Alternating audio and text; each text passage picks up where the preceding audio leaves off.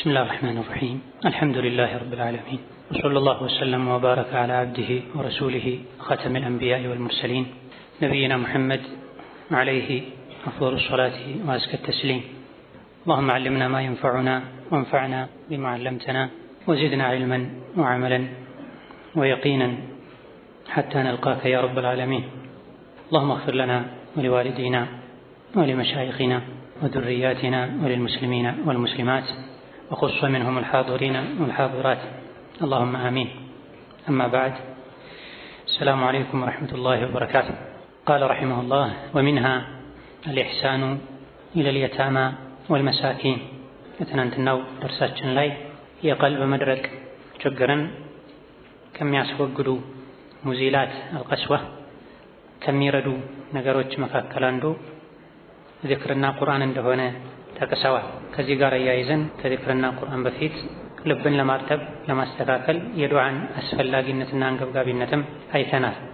በስተመጨረሻም ልብን ከሚያረጥቡ ነገሮች መካከል አንዱ ቁርአንን በተደቡር በማስተዋል በማስተንተን እንደ መድኃኒት እንደ ጣፋጭ ምግብ ያስፈልገኛል ያሉ መቅራት እንደሆነ ገልጸናል።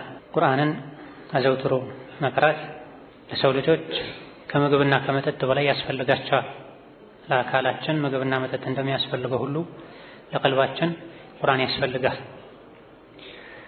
እንዲሁ ፊደሉን ማንበብ ብቻ ሳይሆን ከማስተንተን ጋር መሆን አለበት፣ ከተግባር ጋር መሆን አለበት። ለዚህ ነው ከሱፊያን الثوري رحمه الله تعالى እንደተነገረው ምን አሉ ሱፊያን سمعنا أن قراءة القرآن أفضل الذكر إذا عمل به بلا ذكر የልብ መድኃኒት ነው። የዚክሮች ሁሉ ምርጥ ቁርአን ነው ሲባል ሰምተናል እኛ ከዑለሞቻችን። ግን ከተሰራበት ቁርአኑን የቀራን ልንሰራበት፣ ቁርአኑን የቀራን ልንገሰጽበት፣ ልናስታውለው ይገባል። ኢብን ሳዕዲ ረሒመሁላህ ተዓላ የዚክርን የቁርአንን አስፈላጊነት መድኃኒትነት ሲገልጹ فالقلوب تحتاج في كل وقت إلى أن تذكر بما أنزله الله የሰው ልጆች ልብ ዘውትር ሁሌም አላህ ያወረደውን ቁርአን ማስታወስ ይገባታል። የሰው ልጆች ልብ አላህ ባወረደው ቁርአን ሊገሰጹ ይገባቸዋል። የቁርአንን ጥበብ ምክር ሊያስታውሱ ይገባቸዋል። ከቁርአን ምክር ሊዘናጉ አይገባም። فإن ذلك سبب لقسوة القلب وجمود العين አዘውትሮ ቀልብን በቁርአን መገሰጽን መተው ቀልብ መድረቅን ያመጣል፣ አይንንም ያደርቃል። ኢዳ ልባችንን እንዲረጥብ ዚክርና ቁርአንን ልናበዛ ይገባል። ነገር ግን ቁርአኑ አንድ ከማስተንተን ጋር መሆን አለበት፣ ሁለት ልንሰራበት በሚል ንያ መሆን አለበት። መስራቱ ሪባ አትብሉ፣ ዝሙት አትስሩ፣ ለወላጆቻችሁ በጎ ሁኑ ወዘተ የሚለውንም ያካትታል። በልብ ማመንን መገሰጽን ቁርአንን ማክበርንም ጭምር ያካትታል። ይህ እንዲሳካ ደግሞ በቻሉት ያክል የቁርአን ተፍሲርን መማር ያስፈልጋል። ለዚህ ነው አልኢማም ሸይኹል ሙፈሲሪን ኢብኑ ጀሪር አጠበሪ عجبت لمن يقرأ القرآن كيف يلتذ به እኔ በጣም ይገርመኛል ቁርአን የቀራ ሰው የሚቀራ ሰው የቁርአንን ጣዕሙን እንዴት ሊያገኘው ይችላል? ወለም يعلم تأويله ተፍሲሩን ሳያውቀው የተሟላ የቁርአንን ጥፍጥና ማግኘት የሚቻለው በቁርአን ልብን መለወጥ የሚቻለው ተፍሲሩን ከማወቅ ጋር ነው። ምንም እንኳን ተፍሲሩን ባያውቁት ቁርአንን ገልጦ ማንበቡ በራሱ ልብን የሚነቀንቅ የሚገስጽ ቢሆንም የበለጠ ቁርአን የሚጣፍጠው ልብን የሚለውጠው ተፍሲሩን ከማወቅ ጋር ነው። ማስተንተኑ የሚገባው በአብዛኛው ተደቡር አድርጓል አንድ ሰው የሚባለው ማዕናውን ሲያውቅ ትርጉሙን ሲያውቅ ነው። ምንም እንኳን የአላህ ቃል ነው የተወሰነው ይገባኛል፣ ያ አዩሀ الذين آمنوا اتقوا الله يا أيها الناس اتقوا ربكم ወዘተ የሚለው መረዳውን እረዳለሁኝ። አንድ ባንድ እንኳን ተፍሲሩን ባልረዳው የጌታዬ ቃል ነው ብዬ በአክብሮት መቅራቱ أفلا ينظرون إلى الإبل كيف خلقت ወዘተ የሚሉ ከዙሪያችን ካሉ ፍጥረታት ጋር ከዕለት ተዕለት ህይወትና እንቅስቃሴያችን ጋር ተያያዥ የሆኑ አብዛኛው ሰው በቀላሉ ሊረዳቸው የሚችሉ አንቀጾች አሉ። ያን የቻሉትን ያክል ተደብር ማድረግ በተሟላ መልኩ በቁርአን ለመለወጥ ግን ተፍሲሩንም ጭምር መቅራት ያስፈልጋል። ስንቀራም ማስተንተን፣ ማስተዋል፣ ማክበር ያስፈልገናል። ቁርአን የሚያከብረን ውስጣችንን የሚቀይረን ስናከብረው ነው። ለዚህ ነው ቁርአን እጅ በምራቅ ረጥቦ መገለጥ የለበትም። ቁርአን መሬት ላይ መቀመጥ የለበትም። ቁርአን ወዳለበት እግር መዘርጋት የለበትም። ለቁርአን ማስቀመጫ ጀርባ መስጠት አይቻልም። በነጃሳ እጅ አይነካም። ላዩ ላይ ሌሎች ክታቦች እንኳ አይደለም የዱንያ ዓለማዊ ትምህርት መጽሐፍት ይቅርና ሌሎች ክታቦች እንኳ ቁርአን ላይ አይቀመጡም። ያለ ውዱእ አያዝም ወዘተ የሚባለው ቁርአንን ለማክበር ነው። ቁርአን ሲቀራ ዝም ብሎ የሚባለው እንደዚህ ነው። በዚህ መልኩ ቁርአንን አክብረን ልንቀራ ይገባናል። ሌላኛው ቀልብ የሚያረጥበው ወሚንሃ ሶስተኛው ሼኹ እንደጠቀሱት አልኢሕሳኑ ኢለል የታማ ወልመሳኪን። አልኢሕሳን መልካምን ነገር ማድረግ በጎ መሆን፣ ኢለል የታማ ለየቲሞች፣ ወልመሳኪን ለምስኪኖች፣ ለአቅመ ደካሞች፣ ለድሃዎች፣ ለተቸገሩ ሰዎች ኢሕሳን ማድረግ፣ መልካም ነገር ማድረግ፣ እጅ መዘርጋት፣ መንከባከብ። ይሄም ቀልብ ከሚያረጥቡ ነገሮች መሃል አንዱ ነው። የቀልብ ችግርን ከሚያስወግዱ ነገሮች መሃል አንዱ ነው። ምክንያቱም የቀልብ መድረቅ ሰበቦች የሚለውን ርዕስ ስንጠቀልለው እነዚህ ዋና ዋና ሼኹ የጠቀሷቸው ሰበቦች ናቸው። ሌላ ተጨማሪ ሰበቦች አሉ ብለን ወደ 8-9 የሚደርሱ ምክንያቶችን 1-2-3 ያለን ጠቅሰናል። ከዛ መሃል አንዱ ምንድነው? አቅመ ደካሞች ላይ ምስኪኖች ላይ መጨከን ብለናል። አቅመ ደካሞች ላይ ምስኪኖች ላይ ሊታዘንላቸው የሚገባ አካላት ላይ መጨከን ቀልብ ያደርቃል። በተቃራኒው ደግሞ ለነሱ መራራት፣ ማዘን፣ ለነሱ መልካም መሆን፣ መልካም ነገር ማድረግ የልብ ድርቅናን ያስወግዳል፣ ልብን ያረጥባል። ረዋ ኢብኑ አቢ ዱንያ الإمام ابن أبي الدنيا عبد الله ابن أحمد رحمه الله تعالى زقبوال قال حدثنا علي بن الجعدي حدثني حماد بن سلمة عن أبي عمران الجوني عن أبي هريرة.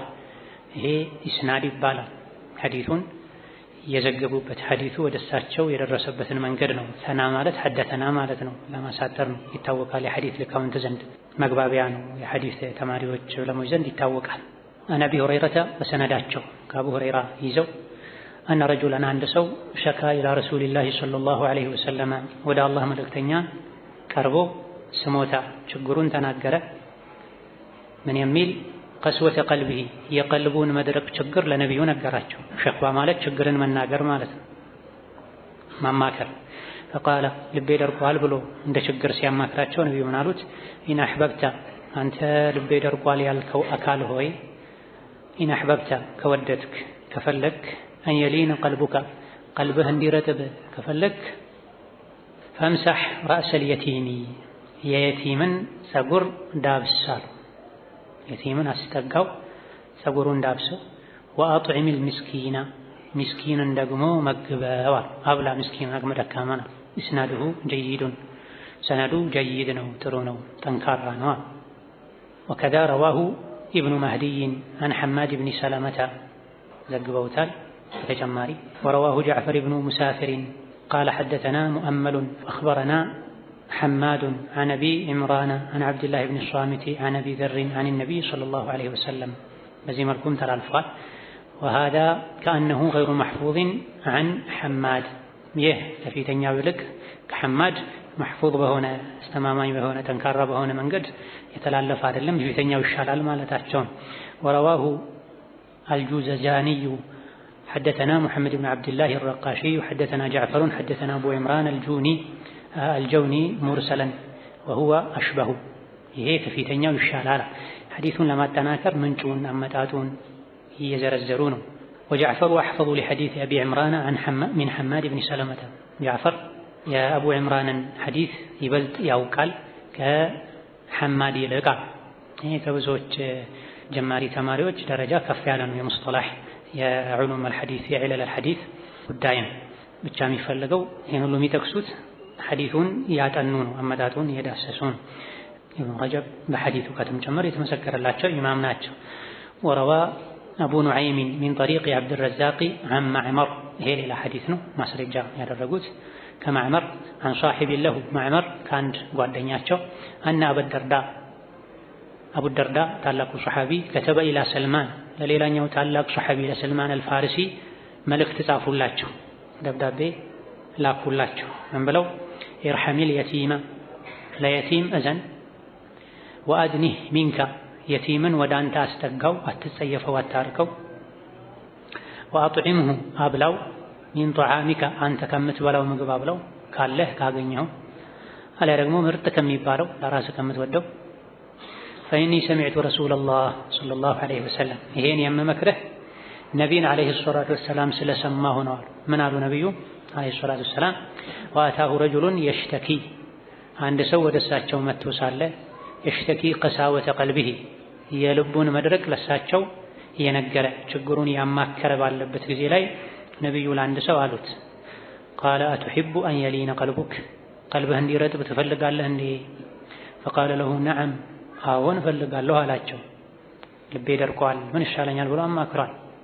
የልቡን ሐኪም ዐለይሂ ሰላቱ ወሰላም የበለጠ ለማጓጓት እናም ደግሞ ልብን ማርጠብ ፍላጎት፣ ውሳኔ፣ ተግባር፣ ልፋት፣ ድካም እንደሚያስፈልገው ለመግለጽ ልቤ ደረቀ ብሎ ብቻ ስሞታ ማቅረቡ መፍትሄ እንደማይሆን የደረቀውን ልብህን በትክክል አንተ ልታክመው ትፈልጋለህ ወይ ያሉ። ችግሩን መረዳትና ከችግሩ መውጣት መፈለግ የተለያዩ ናቸው ማለት ነው። ለዚህ ነው አቱሒቡ ያሉት። ትፈልጋለህ የምር ልብህን ማስተካከል? አዎን ሲላቸው ፈቃለ ነቢዩ አሉ ዐለይሂ ሰላቱ ወሰላም አድኒል የቲማ የቲምን ወደ አንተ አስጠጋ፣ አታርቀው። ወምሳሕ ረእሰሁ ፀጉሩንም ደባብሰው። ወአጥዒምሁ ሚን ጠዓሚካ ከምግብህም አብላው፣ ለራስህ ከምትበላው ምግብ አልያ ደግሞ ካለህ ከአቅምህ ከተገኘው አብላው። ፈኢነ ዛሊካ የፊተኛው ላይ የሌለ ተጨማሪ ነው። ፈኢነ ዛሊካ ይሄም ማድረግህ የቲምን ማቅረብህ ፀጉሩን መዳበስህ ከምትበላው ማብላትህ ፈኢነ ዛሊካ ዩለይኑ ቀልበካ ልብህን ያረጥብልሃል። ወተቅዲሩ ትችላለህም ዐላ ሓጀቲካ ጉዳይህን ማሳካት ትችላለህ። ጉዳይ ሆኖበታል ማለት ሐሳብ ሆኖበታል የልብ ጉዳይና ወተቅዲሩ ዐላ ሓጀቲካ ሓጃህን ጉዳይህን ማሳካትም ትችላለህ። ይሄን ካደረግ የደረቀ ልብ በባዶ መልሶ አይረጥብም ማለት ነው። ተቅዲሩ ዐላ ሓጀቲካ ኢዕተቢር ወተአመል ሓጃ ይሳካልሃል ይሄን ካደረግ። ብዙዎቻችን ቀልባችን እንደደረቀ ነው እንጂ የገባን እሱ ነው እንጂ እንደው ካሳሰበን የሚያሳስበን ከመድረቁ በስተጀርባ ያለውን ምክንያት መድረቁን ለማስወገድ ከኛ የሚጠበቀውን ልፋት ወይም አንረዳውም። አሊያ ደግሞ ቀልቤ ደርቋል ማለቱ ዚክር ሆኖ የሚያረጥብ ይመስለናል። የቀልብ መድረቅ ከባድ በሽታ ነው። ከባድ በሽታ ደግሞ ይድን ዘንድ ከባድ ርብርብ ይፈልጋል። በአስቸጋሪ በአስፈሪ ህመም የተጠቃ ሰው ከዛ ህመሙ ለመላቀቅ እሱ ብቻ ሳይሆን ቤተሰቦቹ፣ ዘመዶቹ፣ ወዳጆቹ ይለፋሉ፣ ይደክማሉ፣ ይጨነቃሉ።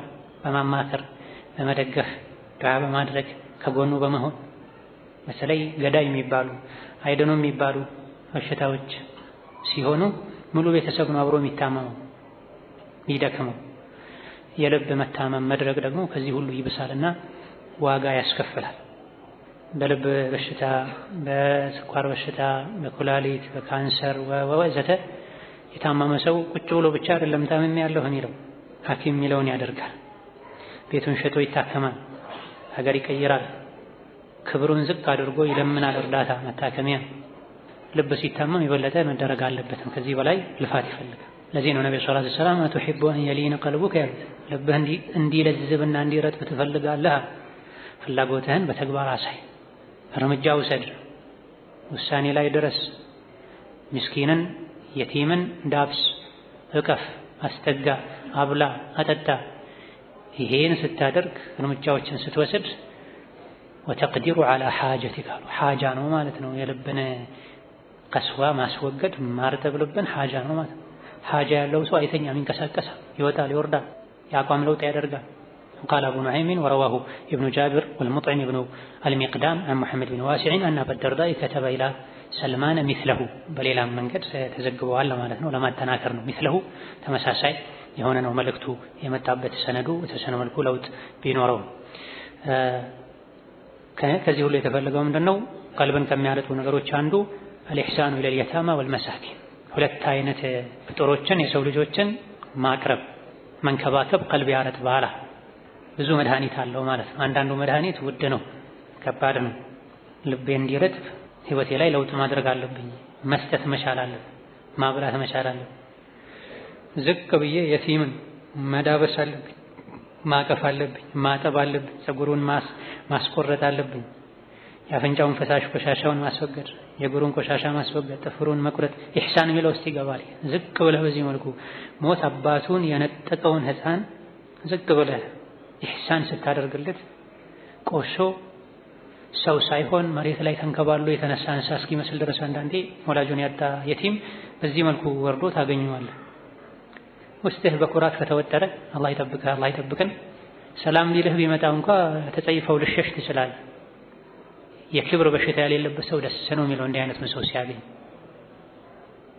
ከቻልክ አዲስ ልብስ ለብስ ገዝተህ ማልበስ፣ ካልቻልክ ቤት ልጆችህ ጋር ካለው አንዱን አንስተህ መስጠት፣ ገላውን አጥበህ ፀጉሩን ቆርጠህ ጥፍሩን ቆርጠህ ፀጉሯን ሰርተሽ ጥፍሯን አሳምረሽ ከልጆችህ እኩል አድርጎ ማየት ውስጥ ላይ የተከመረውን የኩራት ቆሻሻ ጠራርጎ ያስወግደዋል።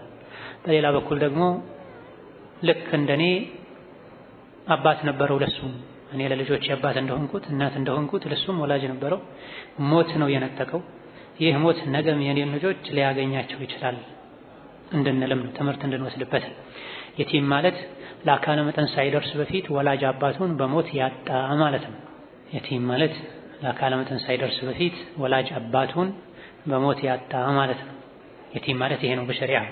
ያጣው ወላጅ አባቱን ሳይሆን እናቱን ከሆነ የቲም አይባልም በሸሪዓ፣ አጂ ነው የሚባለው። አባቱንም እናቱንም ካጣ ደግሞ ለጢም ነው የሚባለው። የሚከፋው አባትን ማጣት ነው። አባት እናት ማጣት ደግሞ ሲደመር ከፍ ይላል፣ ለጢም ማለት ነው።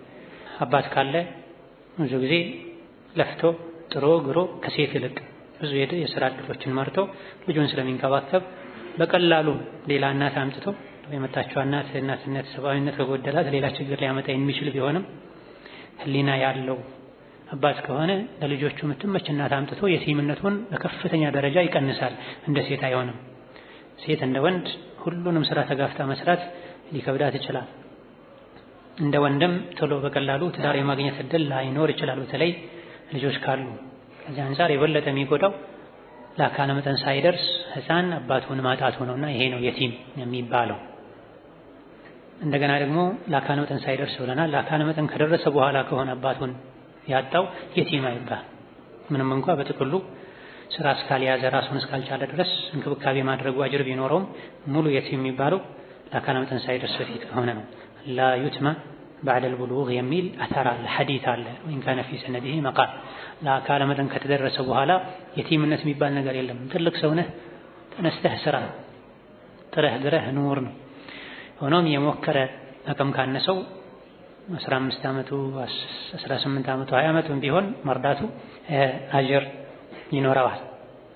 በህፃንነት አባቱን ያጣ ህፃን ወንድም ይሁን ሴት ደካማ ነው፣ ድጋፍ ይፈልጋል፣ ቀልቡ ይሰበራል። የቲምነት ለፈተና አላህ የፈጠረው ነገር ነው፣ ከድሮ ጀምሮ ያለ ነው። እንደ ኢስላም ግን ለየቲም ቦታ የሰጠ ምንም አይነት ሃይማኖትም ህግም የለም፣ ስርዓትም የለም። እንደ ኢስላም ለየቲም ትልቅ ቦታ የሰጠ የቲምን ሐቅ የጠበቀ ሃይማኖትም የለም ህግም የለም። በየቲም ጉዳይ ሸሪዓ ብዙ ብሏል። ነቢዩ ዓለይሂ ሰላቱ ወሰላም አላሁመ ኢኒ ኡሐርጁ ሐቀ ضعيفين ብለዋል። የሁለት ደካሞችን ሐቅ በጣም አከብዳለሁ፣ የእነሱን ሐቅ መንካትና ማጉደል ሐረጅ ወንጀል ውስጥ እንደሚከት መግለጽ ፈልጋለሁ። ማን ናቸው እነዚህ ሁለት ደካሞች? አልየቲመ ወልመርአ። የሴትና የየቲምን ሐቅ በጣም አከብዳለሁ፣ አስጠነቅቃለሁ። የየቲምና የሴትን ሐቅ ማጉደል መግፋት ሐረጅ ውስጥ ወንጀል ውስጥ ይከታል። ተጠንቀቅ በየቲምና በሴት ጉዳይ ያሉ ነው ነብዩ ሰለላሁ ዐለይሂ ወሰለም። ምንም እንኳ የቲምነት ነውር ባይሆንም ፈጥሮ የሚገጥም ነገር ቢሆንም ነገር ግን ከባድ ነው። በተለይ የልጅነት የህፃንነት እድሜዎች እስኪያልፉ ድረስ ፈተና ነው። ስለዚህ ግራ ቀኙን ያሉ ሰዎች ጨካኝ ከሆኑ የሰው አውሬ ከሆኑ አንዳንዴ የወለደች እናትም አውሬ የምትሆንበት ወደ አውሬነት የምትቀየርበት ሁኔታ ይኖራል። ከሌላ ወንድ ጋር ህይወት ውስጥ ገብታ ልጆቿን የባሏ አገልጋይ አድርጋ ባሏን ከልጆቿ አስበልጣ አባትም እናትም የሌላቸው እስኪመስሉ ድረስ እናት ሁሉ የሚጨክንበት ሁኔታ ይኖራል አንዳንዴ። ለዚህ ነው ኢስላም የቲምን አደራ ያለው። አባቱን ያጣነ የቲም ሁሉም ልጄ ብሎ የያዘው ነው መልእክቱ እኮ። ኢህሳን አድርግ ለየቲም ሲባል በዝምድና በምንም የተገደበ መሆን የለበትም። ይመጣል መጠቅሳቸው መሃል ላይ አንዳንድ ሐዲሶች ይኖራል። ወይ የራስህን ወይ የሌላን ሰው የቲም መንከባከብ ብለው ነብዩ አለይሂ ሰላቱ ወሰላም ሁለቱንም አሳስበዋል። የራስህ ማለት ዘመድህ የሆነ ማለት ነው። ሴት ልጅ የባሏ ልጆች የራሷ ልጆች የሆኑ ባሏ ሞቶ የቲም የሆኑባት ልጆች የራስ የቲም ይባላል። ወንድሞችህ የራስህ የቲም ይባላሉ።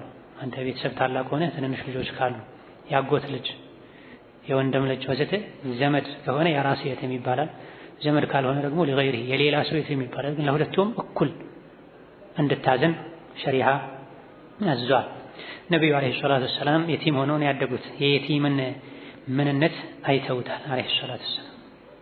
አባታቸው ገና ነብዩ ሳይወለዱ ነው የሞተው። እናታቸው 6 ወይም 7ኛው ዓመታቸው ላይ ጥላቸው ሞታለች። ከዛ በኋላ አያታቸው ነበር የሚያሳድጋቸው አብዱል ሙጠሊብ 8ኛው ዓመታቸው ላይ ትቷቸው ሞታል። በተከታታይ ነው ያጡት። ሶስትንም ወሳኝ ሰዎችን ህይወታቸው ላይ ማለት አያት አባት ነው። አንዳንዴ ከአባትም በላይ ሊሆን ይችላል። አባት ላይ ይበስል ይችላል። አባት ጥላ ነው። አያት ተጨማሪ የጥላ ነው። የሞቱ አያቶቻችን አላህ ይዘንላቸው የጀነት ያድርጋቸው። አባቶቻችንም እንደዛው ያሉትን ከመልካም ስራ ከአፊያ ጋር አላህ እድሜያቸውን ያቆየው። ለመኻደም አላህ ያግዘን ይወፍቀን። ሻሂድ እናታቸውን አጡ፣ አባታቸውን አጡ። ከአያታቸው በኋላ አጎታቸው አቡ ጣሊብ ነው የተንከባከባቸው እንደ አባት ሆኖ። አቡ ጣሊብ ነቢ ሙሐመድን አለይሂ ሰላቱ ወሰላም ከልጆቻቸው አስበልጠው ይጨነቁላቸው ነበር። አብዱል ሙጠሊብም እንደዚሁ የራሳቸው ምንጣፍ ላይ አጠገባቸው ነበር የሚያስቀምጧቸው። በዚህ መልኩ ነብዩ ያለፉት የየቲምነትን ህይወት ያሳለፉት የየቲምነት ህይወት ምን ያክል መራራ እንደሆነ ከባድ እንደሆነ አይተውት ከዛ በኋላ ለኡመታቸው በሚገባ እንዲገልጹ ነው ተብሏል። ከፍ ካሉ በኋላ አላህ ተባረከ ወተዓላ ነብይ አድርጓቸዋል። የዓለምን ህዝብ አስጠንቃቂ አስተማሪ መሪ አድርጓቸዋል። የዓለምን ጨለማ ገፈዋል፣ በብርሃን ለውጠዋል አለይሂ ሰላቱ ወሰላም። ይሄ የቲምነት እንቅፋት እንደማይሆን ማሳያ ነው። ከጠነከሩ ከጎን ሰው ካለ ብዙ ዑለሞችም ታሪካቸው ሲታይ የቲም ናቸው። ኢማሙ ሻፊዒ የቲም ናቸው። ቡኻሪ የቲም ናቸው። ኢብኑል ጀውዚ የቲም ናቸው። ከዛ በፊት የነበሩ የተለያዩ አይማዎች በዩትም ያደጉ የቆዩ ናቸው። አላህም ተባረከ ወተዓላ ተንከባክቦ ለዚህ ያበቃቸው። አንዳንዶች እንደው ታሪክ ሲጠና አጎቱ የቀበረው ሰው ተገኝቷል። ወንድም ሞተ። የሞተው ወንድም ለወንድሙ ይሄን ልጄን አደራ አስተምርልኝ፣ ያስቀራልኝ፣ ትልቅ ደረጃ አደርስልኝ ብሎት አደራ የተባለው አጎት እስከነ ህይወቱ ቀብሮት ቶሎ ለመውረስ ማለት ነው። አላህ በቁድራው ደግሞ ከተቀበሩ በኋላ አውጥቷቸው ሰበብ አድርጎ ሰዎች ሲያልፉ ድምፅ ሰምተው ወጥተው ከዛ በኋላ ትልቅ የኢስላም የሱና ኢማም ጀግና የሆኑ ዓሊም አሉ። ከዛ አንዳንዴ ከዙሪያ ያለ ሰው አውሬ ሊሆን ይችላል። የአላህ ዒናያ ከሌለ ይህ እንዳይሆን ነው ኢስላም ሁላችሁም አደራ የየቲምን ጉዳይ ያለ። ነብዩ አለይሂ ሰላቱ ወሰላም የየቲምነታቸውን አስታውሰው አላህ እንዲያመሰግኑ አዟቸዋል በቁርአን። አለም የጅድከ የቲመን ፈአዋ ወጀደከ ዷለን ፈሀዳ ወጀደከ ዓኢለን ፈአግና ፈአመል የቲመ ፈላ ተቅሀር። መጨረሻ ላይ ወአማ ቢኒዕመቲ ረቢከ ፈሐዲስ ብሏል። ከዚህ ተነስተው ነብዩ ሰለላሁ ዐለይሂ ወሰለም ለየቲም በጎ እንድንሆን አዘውናል። እኔና የቲምን የሚንከባከብ ጀነት ላይ እንደዚህ ነን ብለዋል። አመልካች ጣትና ቀጥሎ ያለውን የመሃሉን ረጅም ጣት አገናኝተው አንስተው ወፈረጀ በይነሁማ ኢላ ሪዋያው አላጣበቁትም፣ አላቆራኙትም። ትንሽ ራቅራቅ አድርጎ ትንሽ የነብይነታቸው ደረጃ ልዩነት ይኖራል እንጂ እኔና የቲምን ከፋላ የሚያደርግ እንደዚህ ነን አሉ አለይሂ ሰላቱ ወሰለም። ከፋላ ማለት ታዲያ ምን ማለት ነው? የቲም እዛው ውጪ የቲም መርከዝ ላይ ማደሪያ ላይ ሆኖ አንዳንዴ የሄድክ ጤፍና ስንዴ ወርውረህ መምጣት ማለት አይደለም። አሊያ ደግሞ የአንድ ተማሪ የትምህርት ቤት ሸፍናለሁ ወይም በየዓመቱ የልብሱን ሸፍናለሁ ማለት ሳይሆን ከፋላ ማለት ሙሉ ወጪውን ጣጣውን ችሎ ከራስ ጋር ማኖር ማለት። አንደኛ ደረጃ የቲምን ከፋላ ማድረግ ማለት ይሄ ነው። ወከፈለሃ ዘከሪያ ኩለማ ደኸለ ዐለይሃ አልሚሕራብ ወጀደ ዐንደሃ ሪዝቃ። ከፋላ ማለት ይሄ ነው። ልክ እንደ ራስህ ልጅ ሙሉ ወጪውን ሸፍነህ ከራስህ ጋር ማኖር። ለምን የቲም መጦሪያ ውስጥ እንዲኖር ታደርገዋለህ? ከዛ ስሜትም ይውጣ፣ ቤት አለኝ ይበል። ወንድሞች አሉኝ ይበል፣ ቤተሰብ አለኝ ይበል። ከዚህ ሁሉ ስሜት አላቀህ ከልጆች ጋር ቦርቆ ተጫውቶ በልቶ ጠጥቶ ልጆችም ያገኙት ሁሉ አግኝቶ አብሮ ካደገ ወይም ካደገች ይሄ ሙሉ ከፋላ ይባላል። አንደኛ ደረጃው ማለት ነው። ከዛ በኋላ ነው ሙሉን ካልቻልክ ወጪውን ሸፍናለሁ፣ እዛው ይደር፣ አስተምራለሁ፣ አለብሳለሁ ወዘተ በሁለተኛ ደረጃ የሚመጣ ነው።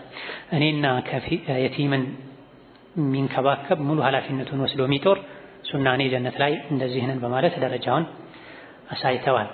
በአንዳንድ ዘገባዎች የራሱን የቲም ወይም የሌላን ሰው የቲም ብለዋል። ትዳር መጥቶላት ማግባት የፈለገች የቲም ልጆችን ስለያዘች ብላ ልጆቼ ጎዱብኛል ብላ ትዳር የተወች ሴትም አላህ ዘንድ ትልቅ ማዕረግ ደረጃ እንዳላት የሚያሳዩ ዘገባዎች አሉ።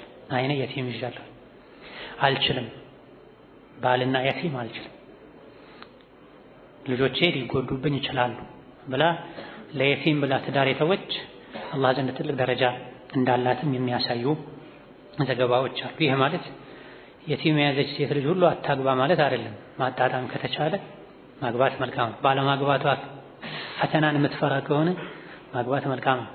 ሷሊህ ሰው አላህ የሚፈራ ሰው ከሆነ ያግዛት አለም ጭምር ለብቻ ከማሳደግ ሷሊህ ሰው ከተገኘ ለልጆችም እገዛ ይሆናል። የመጣው አካል ካስፈራት ግን እኔ ልጆቼን ካለች አላህ ይክሳታል ተባረከ ወተዓላ። አኺራ ላይም ይክሳታል። የቲምን የማሳደግ አጅር የራሷም የቲም ቢሆን ለዚህ ነው ለሁ አው ሊገይሪህ ያሉት ነብዩ ሰለላሁ ዐለይሂ ወሰለም። ይሄም ንያ ያስፈልገዋል ማለት ነው። ዞሮ ዞሮ ልጆች ያደሉ አባት አያትም ጋር አያቶችም ጋር ሲሆኑ የልጅ ልጅ ያደሉ በሚል ዝም ተብሎ ነው ከንያ ውጪ ነው እንክብካቤ የሚደረገው። እናት ራሷ ባሏን ከቀበረች በኋላ ልጆቿን የባሏን ልጆች መንከባከቧ እነሱ ብላ መጎሳቆላ ብዙ ነገር መተዋ የቲም የማሳደግ አጅር አላህ ያሰጣል። አንድን የቲም መንከባከቡ ከነብዩ ጋር አለይሂ ሰላቱ ሰላም ጀነት ላይ ካቀራረበ 2 3 4 የቲሞች ካሉሳ አጅሩ ከፍ ይላል። ስለዚህ የቲም የሚያሳድግ የለሁ የራሱ የዘመዱ ይሁን የቤተሰብ የሷ ልጆች ሆነው ባሏ የሞተ ለገይሪህ የሌላም ሰው ይሁን ንያ እስካደረገ ድረስ ይሄን አጅር ያገኛል። አጅሩን ከማግኘቱ ተጨማሪ ደግሞ ልቡ ይረጥባል። የቲምን የሚያሳድግ ልቡን ማርጠብ ይችላል። የቲም ካልተገኘ ደግሞ ለቂጥ የሚባል አለ። መርገጥ የቲምን ያለ ማግኘት ችግር አይደለም እኛ ጋር ያለው የቲምን የሚንከባከቡበት ለየቲም የሚያዝኑበት ልብ ያለ ማግኘት ችግር ነው ያለው። ሁላችንም በዙሪያችን ግራ ቀኝ ብናይ የቲም አናጣም። ስንትና ስንት ቤቶችን ሞት ባዶ አድርጓቸዋል፣ አባወራ አልባ አድርጓቸዋል። በዙሪያ የቲም ካለ ለልጆች ልብስ ስትገዛ ለአንድ ልጅ እንኳን ቢያንስ ግዛ፣ ለሁለት ልጅ ቢያንስ ግዛ። የራስህን ልጆችን ትምህርት ቤት ላይ ትምህርት ጨርሰው ከአንዱ የትምህርት ደረጃ ወደ ሌላኛው ተሸጋግረው ካስፈላጊው በላይ ያደረክ ጎረቤት ያለውን የቲም ሰው ብለህ ማታየው ከሆነ አይዞህ እኔ አባትህ ነኝ የማትለው ከሆነ ይሄ የቀልብ መድረክ ነው፣ ያለ መታደልም። ከአንተ ልጆች የበለጠ የቲምን ለማስደሰት ነው መጣር ያለብህ። በአንተ መኖር ብቻ ልጆች ይደሰታል። የቲም የሆኑ ግን ሁሉ ነገር ቢሟላላቸው የሆነ ባዶ ቦታ ለማንም አይሸፍነው። ሁሉም ተሟልቶ የአባት ማጣት ክፍተት የሚዘጋው ሰው አይኖርምና በደስታ ጊዜ በሐዘን ጊዜ ከጎናቸው መቆም ያስፈልጋል። የወረት ስራ መሆን የለበትም፣ የቀናት ስራ መሆን የለበትም። የሆነ ሰው ሲሞት ለ3 ቀን ለ4 ቀን ለ3 ሳምንት ለ3 ወር ለ1 ዓመት የቲሞች ሁሉም ይንከባከባቸዋል። ከእጅ ወደ እጅ ነው። ከዛ በኋላ ግን የታላችሁ ተብሎ አይጠየቁም፣ አይታዩም። አንዳንዴ በጣም ቅርብ አጎት የሚባሉት ሁሉ ሳይቀር ጎረቤት የሚባሉት ሁሉ ሳይቀር ይሄ አለመታደል ነው። የቀልብ መድረክም ጭምር ነው። ቀልቡ እርጥብ የሆነ ሰው ሞት ያስታውሳል። ሞት ሲያስታውስ ሞት የነጠቀውን ዘመዱን ያስታውሳል። ሞት የወሰደውን ሰው ሲያስታውስ የእሱን ልጆች ያስታውሳል። አይደለም ሌሎችም ማስታወስ እኮ ብዙዎቻችን አሁን ራሳችን ረስተን አላህ ይመስገን። አይደለም የሞተን ሰው ልጅ ነፍሳችንን ረስተናል። ዱንያ አስረስተናለች። አመገማችን ምን በላሁ ምን ጠጣሁ ምን ነዳሁ ነው። ኢላ መን ረሒመ አላህ ወቀሊሉን ማ ሁም ጀዐለኒ ላሁ ወኢያኩም ሚንሁም። የቲም የማጣት ችግር የለም። ካላገኘ አንድ ሰው ለቂጡ የሚባል ነገር አለ። ለቂጡ ማለት ወድቆ ተጥሎ የተገኘ ሕፃን ማለት ነው። ወላጁ ማይታወቅ በትክክል ማለት ነው። አንዳንዴ መንገድ ላይ ሊገኝ ይችላል እንዲህ አይነቱ ሕፃን። የሰው አውሬ፣ ጨካኝ፣ ባለጌ ይሆን ወልደው ሜዳ ላይ ጥለው ይሄዳሉ። አንዳንዴ ደግሞ እዝነት የሚያንሳቸው የወለዱትን መንገድ ላይ ጥለው ይሄዳሉ። አንዳንዴ በብልግና በዝሙት ምክንያት ስሜ ይጠፋል ብለው ፈርተው፣ ሌላ ጊዜ ደግሞ ከባል ጋር ባለመግባባት ምክንያት የወለዱትን ልጅ መንገድ ላይ ጥለው ይሄዳሉ። ይሄ የቀልብ መድረክ የጭካኔ መብዛት ማሳያ ነው። እንዲህ አይነቱ ህፃን ለቂጥ ይባላል በሸሪዓው።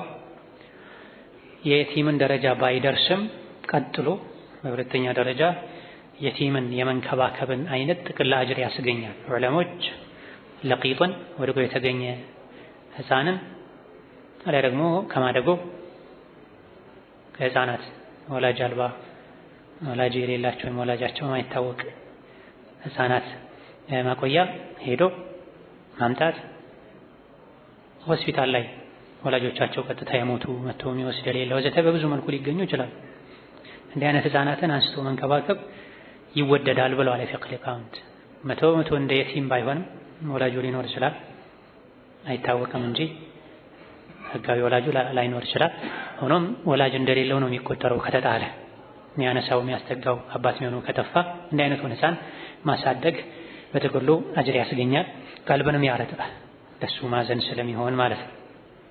ነገር ግን እዚህ ጋር የቲምና ለቂጡ ላይ ጥንቃቄ ማድረግ ያለብን ነገር አለ። ይሄ ምንድነው? የቲምን ለቂጥን ወድቆ የተገኘ ወይም ከማደጎ የመጣ ህፃንን የቤቷ እናት ከ2 ዓመቱ በፊት መጥቶ ጡት አጥብታው የጡት ዝምድና እስካልተፈጠረ ድረስ አጅነቢ ነው የሚሆነው። ሴትም ትሆን ወንድም ይሆን ጡት ጠብቶ በጡት ካልተዛመደ በስተቀር ስላሳደጉት ብቻ ህፃን ሆኖ ስለተቀላቀለ ብቻ አጅነቢነቱ አይቀርም። አጅነቢ ነው። ከፍ ሲል ወይም ከፍ ስትል ከቤቱ ልጆች መጠንቀቅ መራራቅ አለባቸው፣ እንደ አጅነቢ እንደ ባዳ። የቲምን ወይም ለቂጦን ቤተሰብ የሚያደርገው መንገድ ምንድነው? ጥቢ ብቻ ነው። ህፃኑ ጨቅላ ሆኖ ከ2 ዓመት በፊቱ ወደ ቤተሰብ ከተቀላቀለ በዛ ሰዓት ደግሞ ቤተሰብ ካጠባው የዛ ቤተሰብ አባል ይሆናል።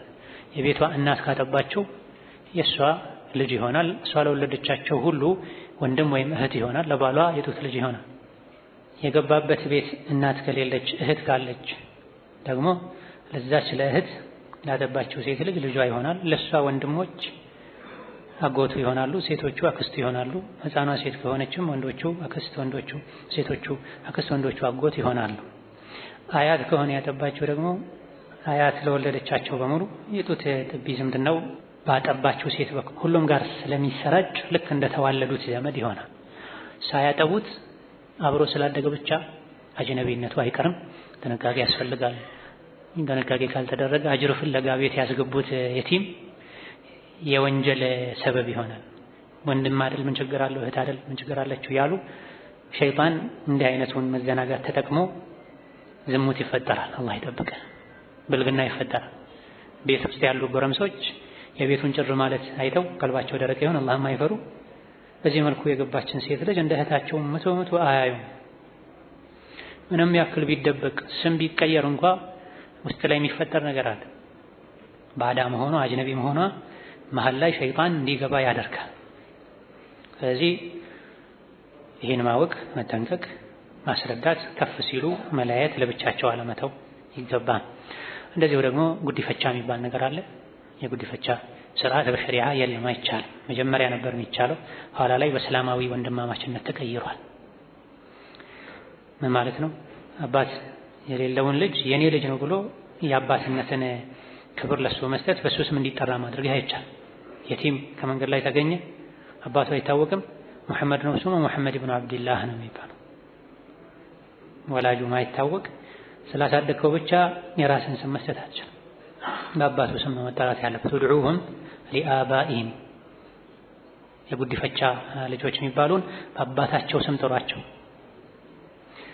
አባት እናት ከአባታቸው ካልታወቀሳ ፈኢን ለም ተዕለሙ አባአሁም ፈኢኽዋኑኩም ፊዲን ወመዋሊኩም። እስላምን ሁሉም ችግር መፍትሄ ያስቀምጣል። ወንድሜ በሏቸው፣ ወንድሜ በሏቸው፣ የወንድሜ ልጅ በሏቸው። ስሙ ማይታወቅ ሰው ስሙ ማን ነው? አብዱላህ ነው፣ አብዱራህማን ነው። ወደደም ጠላ የአብዱላህ የአብዱራህማን ልጅ ነው። ሞራሉ ስነ ልቦናው ዘተ ምን ችግር አለው? ምን ችግር አለው ማለት ችግር አለው። ፈህምት? ዲን በዓጢፋ አይደለም፣ በስሜት አይደለም። እንዴት ከልጆች ሁሉ ተለይቶ እኛ ቤት ከማደጉ ጋር ምንም የማያውቅ ከመሆኑ ጋር እንዴት በሌላ ሰው ስም ይጠራል? እንዴት አይባልም። በሸሪዓ ሰሚዕና ወአጣዕና ነው። እንዴት ለሚለው አንተ ማስረጃ ማምጣት ከቻልክ ችግር የለውም፣ ምንም ችግር የለውም። ለሞራሉ ስትሉ አባቱ ባልሆነ ሰው ስም ጥሩት የሚል ማስረጃ ካለ አምጣ አቅርብ። በተረፈ በዓጢፋ ብቻ አልዓጢፋ ዓሲፋ ተብሏል። ዓጢፋ ايش ዓሲፋ ዓጢፋ ማለት ስሜት፣ ዓሲፋ ምንድነው? አውሎ ንፋስ። ዓጢፋ አውሎ ንፋስ አሽቀንጥሮ ጀሃነም ላይ ወስዶ ይጥላል። ዓጢፋን ከተከተልክ በሌላ ነገር ሞራሉን ስነ ልቦናውን ጠብቅ። ሸሪዓ በማይፈቅድበት ጉዳይ ላይ ግን ሸሪዓ ላይ ቁም። ሸሪዓ ላይ ቁም። ለልጆችም ቢሆን ለቤተሰብ ይሄ ወንድማችሁ ነው፣ እህታችሁ ናት፣ ኢስላም ስላዘዘን ነው አብረን የምንኖረው መባል ነው ያለበት። ቀጥለው አልኢሕሳን ኢላ አልመሳኪን፣ ለምስኪኖች ኢሕሳን ማድረግ በጎ መሆን። ምስኪን ማለት አቅመ ደካማ ማለት ነው፣ ድሃ ማለት ነው። ድህነት ስብር ያደረገው አቅም ያሳጣ ማለት ነው። ስኩን ከሚለው ግንኙነት አለው። ምስኪን ወለዚ አስከነሁል ፈቅሩ ወልሓጀ ማለት መስራት፣ መንቀሳቀስ፣ መለወጥ የፈለገ ድህነት ሰከን ያደረገው ወገቡን ሰብሮ ያስቀመጠው ማለት የአቅም ውስንነት ያለበት ማለት። ምስኪን ፈቂር ማለት ነው። አንዳንዴ ምስኪንና ፈቂር አብረው ከተጠቀሱ ፈቂር ማለት በጣም ድሃ ማለት ነው። ምስኪን ማለት ደግሞ መለስተኛ ድሃ ማለት ነው። ወይም ፈቂር ማለት ከ50 በታች የሚያገኝ የሚያስፈልገው ነገር ከ50 በታች የሚያገኝ አሊያ ደግሞ ምንም የሌለው ፈቂር ይባላል። ምስኪን የሚባለው ከ50 በላይ አገኝቶ ግን የሚጎድለው ማለት ነው። አብረው ከመጡ በዚህ መልኩ ይለያያሉ። ለየብቻ ከመጡ ምስኪንም ፈቂርም አንድ ነው። ስለዚህ ምስኪን ደካማ ማለት ነው፣ ድሃ ማለት ነው፣ የተቸገረ ማለት ነው። ለእንደዚህ አይነቱ ደካማ ማዘን ነፍስህ ስብር እንድትል ያደርጋል። የቲም አባት ስለሌለው ድጋፍ ያስፈልገዋል። ለቂጥም እንደዚሁ። ምስኪን ደግሞ ትልቅ ሰው ነው፣ የአባት ድጋፍ አይደለም የሚያስፈልገው። ያ ስሜት ውስጡ ላይ አይኖርም። ግን የሚበላ የሚጠጣውን ሙሉ በሙሉ የሚለብሰውን ቤት የሚኖርበትን ስላጣ ልክ ከምስኪን ጋር ተመሳሳይ የሆነ የበታችነት ስሜት እንዲሰማው ያደርጋልና አይዞህ ማለት ማቀፍ፣ ክንድ መሆን ያስፈልጋል። ብዙ ጊዜ ሰዎች ገጽታው ከማያምራቸው ተቆሸሸ ሰው ይሸሻሉ። ለሰላምታው እንኳን ቢመጣ ለልመና የመጣ ይመስላቸዋል። በሩቁ ይመልሱታል። እዛው ሆነ እናግረኝ ምናምን ይላል፣ ይጸየፋል። ይሄ ኩራት ነው፣ የቀልብ መድረቅ ምልክት ነው። ያ መሆን የለበትም። ነብዩ አለይሂ ሰላቱ ወሰላም ከምስኪኖች ጋር አኑረኝ፣ ከምስኪኖች ጋር ግደለኝ ይሉ ነበር። ምስኪን አድርገህ አኑረኝ፣ ከምስኪኖች ጋር ግደለኝ ነበር። ኩራተኛ አታድርገኝ ለማለት ነው። ኩራተኛ አታድርገኝ፣ ዝቅ ብለው ተናንሰው ከሚኖሩ አድርገኝ ማለት ነው። ስለዚህ ምስኪንን ዝቅተኛ የኑሮ ደረጃ ላይ ያለን ሰው መጸየፍ፣ ማራቅ ኩራት ነው፣ የልብ መድረቅ ምልክት ነው። ምስኪንን ማቅረብ፣ መዘየር፣ መጠጋት፣ ማቀፍ፣ አለመጸየፍ ደግሞ የቀልብ መድረቅ በሽታን ያስወግዳል፣ ቀልብህ እንዳይደርቅ ያደርጋል። ስለዚህ ከምስኪኖች ጋር ዋል፣ ዘይራቸው፣ አጫውታቸው። ከደረጃ የበታች ማተበል የለም። በሸሪዓ ሩትባ ኢጅቲማዕያ የሚባል ነገር የለም። አልሙስሊሙ አኹል ሙስሊም፣ ሙስሊም የሙስሊም ወንድም፣ ማንንም እንዳይንቅ። አንድ ሰው ወንጀለኛ ለመሆን ሙስሊም ወንድሙን መናቅ ብቻ ይበቃዋል ብለዋል ነብዩ ሰለላሁ ዐለይሂ ወሰለም። ቢሐስቢ እምሪኢን ሚነ ሸሪ አን የሕቂረ አኻሁል ሙስሊም። ሌላ ምንም ወንጀል ባይሰራ አንድ ሰው ሙስሊም ወንድሙን መናቁ ብቻ ይበቃል። አንተ ለኔ አትመጥነኝም፣ አንተና እኔ የሚሉ ሰዎች አይመጥነኝም አሉ። ምንድነው አንተ? አጥንትህ የተለየ ነው፣ ቆዳህ የተለየ ነው። በሸር አይደለም፣ ሰው አይደለም፣ ከጭቃ ነው የተሰራው። በማህፀን በኩል ነው ሾልከህ የወጣው። 10 የሽንት ቤት አትሮጥም፣ ቆሻሻ ይዘህ አትዞርም። هذا هو أنت وهو كذلك وأنا كذلك الناس سواسية كأسنان المشط። ሰዎች አላህ ዘንድ እኩል ናቸው እንደ ምሽጥ። አንዱ ከአንዱ አይበልጥም በምን እንጂ በተቅዋ እንጂ። ስለዚህ የኛ ዘር የኛ ቤተሰብ ላይ ነው፣ እናንተ ታች ናችሁ አይባልም። ይህ አይነቱ ኩራት፣ አምባገነንነት መውጣት መቻል አለበት። ሰው ከተበላለጠም በመካሪም አኽላቅ ነው መበላለጥ ያለበት። ሰው ምንም ከፍ ቢል አባቱ አደም ነው፣ ከጭቃ ነው። ከመጥፎ ቤተሰብ ጥሩ ቤተሰብ ሊወጣ ይችላል።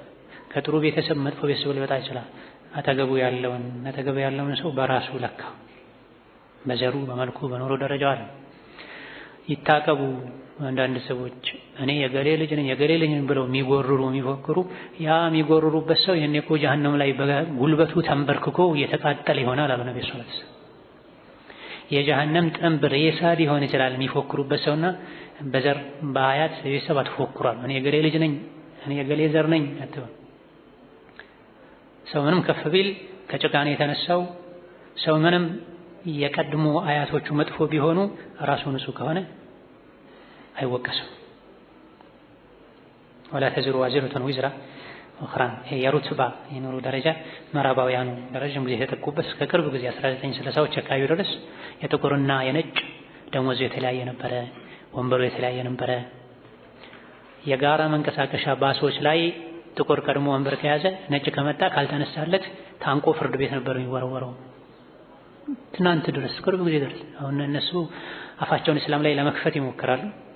ሴትን እስላም በድሏል ይላሉ። እስላም እንዲህ ነው ይላሉ። እስከ ቅርብ ጊዜ ድረስ ለሴት የወንድ ግማሽ ነበር ደሞዝ የሚከፈለው አብረው ከመስራታቸው ጋር። አንድ ሰው በትምህርት ደረጃ በስልጣኔ በፍጥነት በንቃት በልምድ ትልቅ ሰው ከመሆኑ ጋር በእድሜ ትልቅ ሰው ከመሆኑ ጋር ወንበር ቀድሞ ከያዘ ነጭ ከመጣ መነሳት አለበት። ካልተነሳ ቀጥታ ይከሰሳል። ከቅርብ ጊዜ በኋላ ነው ይሄ በሽታ የለቀቃቸው። ወላሂ ሙሉ በሙሉ አሁንም አለቀቃቸው። የተማሩ የሚባሉ የሀገር መሪ የሚባሉ ሳይቀር አንዳንዴ ይተናኮሳሉ፣ ይናከሳሉ በዘረኝነት በሽታ በመልክ በዒርቅ። ኢስላም ይሄን ጠራርጎ አውጥቶታል። ነብዩ ፈትሑ መካን እንዳደረጉ የመጀመሪያ ስራቸው እንደሆነ ቢላል የት ነው ብለው ጥቁሩን ቢላል ሰዎች ያናናቁ ኢብኑ ሐማማ ይሉት የነበረውን ሰው እንደው በአባቱ ስም ሁሉ ላለመጥራት ኢብኑ ሐማማ ነበር። እዛች የሐማማ ልጅ የጥቁሯ ሐበሻ ልጅ የት ነው ያለው ነበር። በዚህ መልክ ተንሰራፍቶ የነበረውን ተሰራጭቶ የነበረውን ካንሰር ለማውጣት መካን በእጃቸው እንዳደረጉ ቢላልን ፈልገው ካዕባ አናት ላይ ወጥቶ አዛን እንዲል ነው ያደረጉት። ዘረኝነት ተቀበረ ማለት ነው። አንዱ እዛ ቦታ ላይ የነበረ ምን ብሏል? ቢላልን ሲያይ አባቴ እንኳን ይሄን ውርደት ሳይ ሞተ ነው ያለው። ውርደት ነው ለነሱ። አባቴ ይሄን ውርደት ሳይ እንኳን ሞተ። ውርደቱ እኮ የነሱ ተግባር ነው። ኢስላም ግን ሁሉንም ሰው ልጆችን በእስላም እኩል አድርጓል። ቢላል ነፃ ወጡ። አቡበክሩን ሰይዱና ወአተቃ ሰይደና አሉ ዑመር። አቡበክር አለቃችን ነው፣ ሌላኛውን አለቃችንን ቢላልን ነፃ አውጥቶልናል አሉ። ቢላል ለምሳሌ ማለት ይከብደኛል ለኔ፣ ግን ሙሽሪኮች ዘንድ ቢላል ማለት እቃ የሚጭኑበት ግመል ማለት ነው። ሌላ ምንም ማዕና የለውም። እቃ የሚጭኑበት ግመል፣ መንገድ የሚጓጓዙበት መጓጓዣ፣ የቤት ቁሳቁስ እንጂ ቢላል ሰው አልነበረም። ለነሱ ባሪያ እንደዚህ ነበር የሚያዩት። ኢስላም ላይ ግን ሁሉም እኩል ሆኑ። አቡበክር አለቃችን ነው፣ ሌላኛውን አለቃችንን ቢላልን ነፃ አውጥቶልናል። አለቃ ሆኑ ቢላል ከጥቁረታቸው። የነብዩ አለይሂ ሰላቱ ወሰላም ጋርድ ነበሩ በዘመኑ እንደሚባል። ነብዩ አለይሂ ሰላቱ ወሰላም እንግዳ ሲመጣ ቢላል ብዙ ጊዜ ከጎናቸው ሰይፋቸውን እንደዚህ አድርገው ይዘው፣ አሁን የጋርድነት ፕሮቶኮል አለ።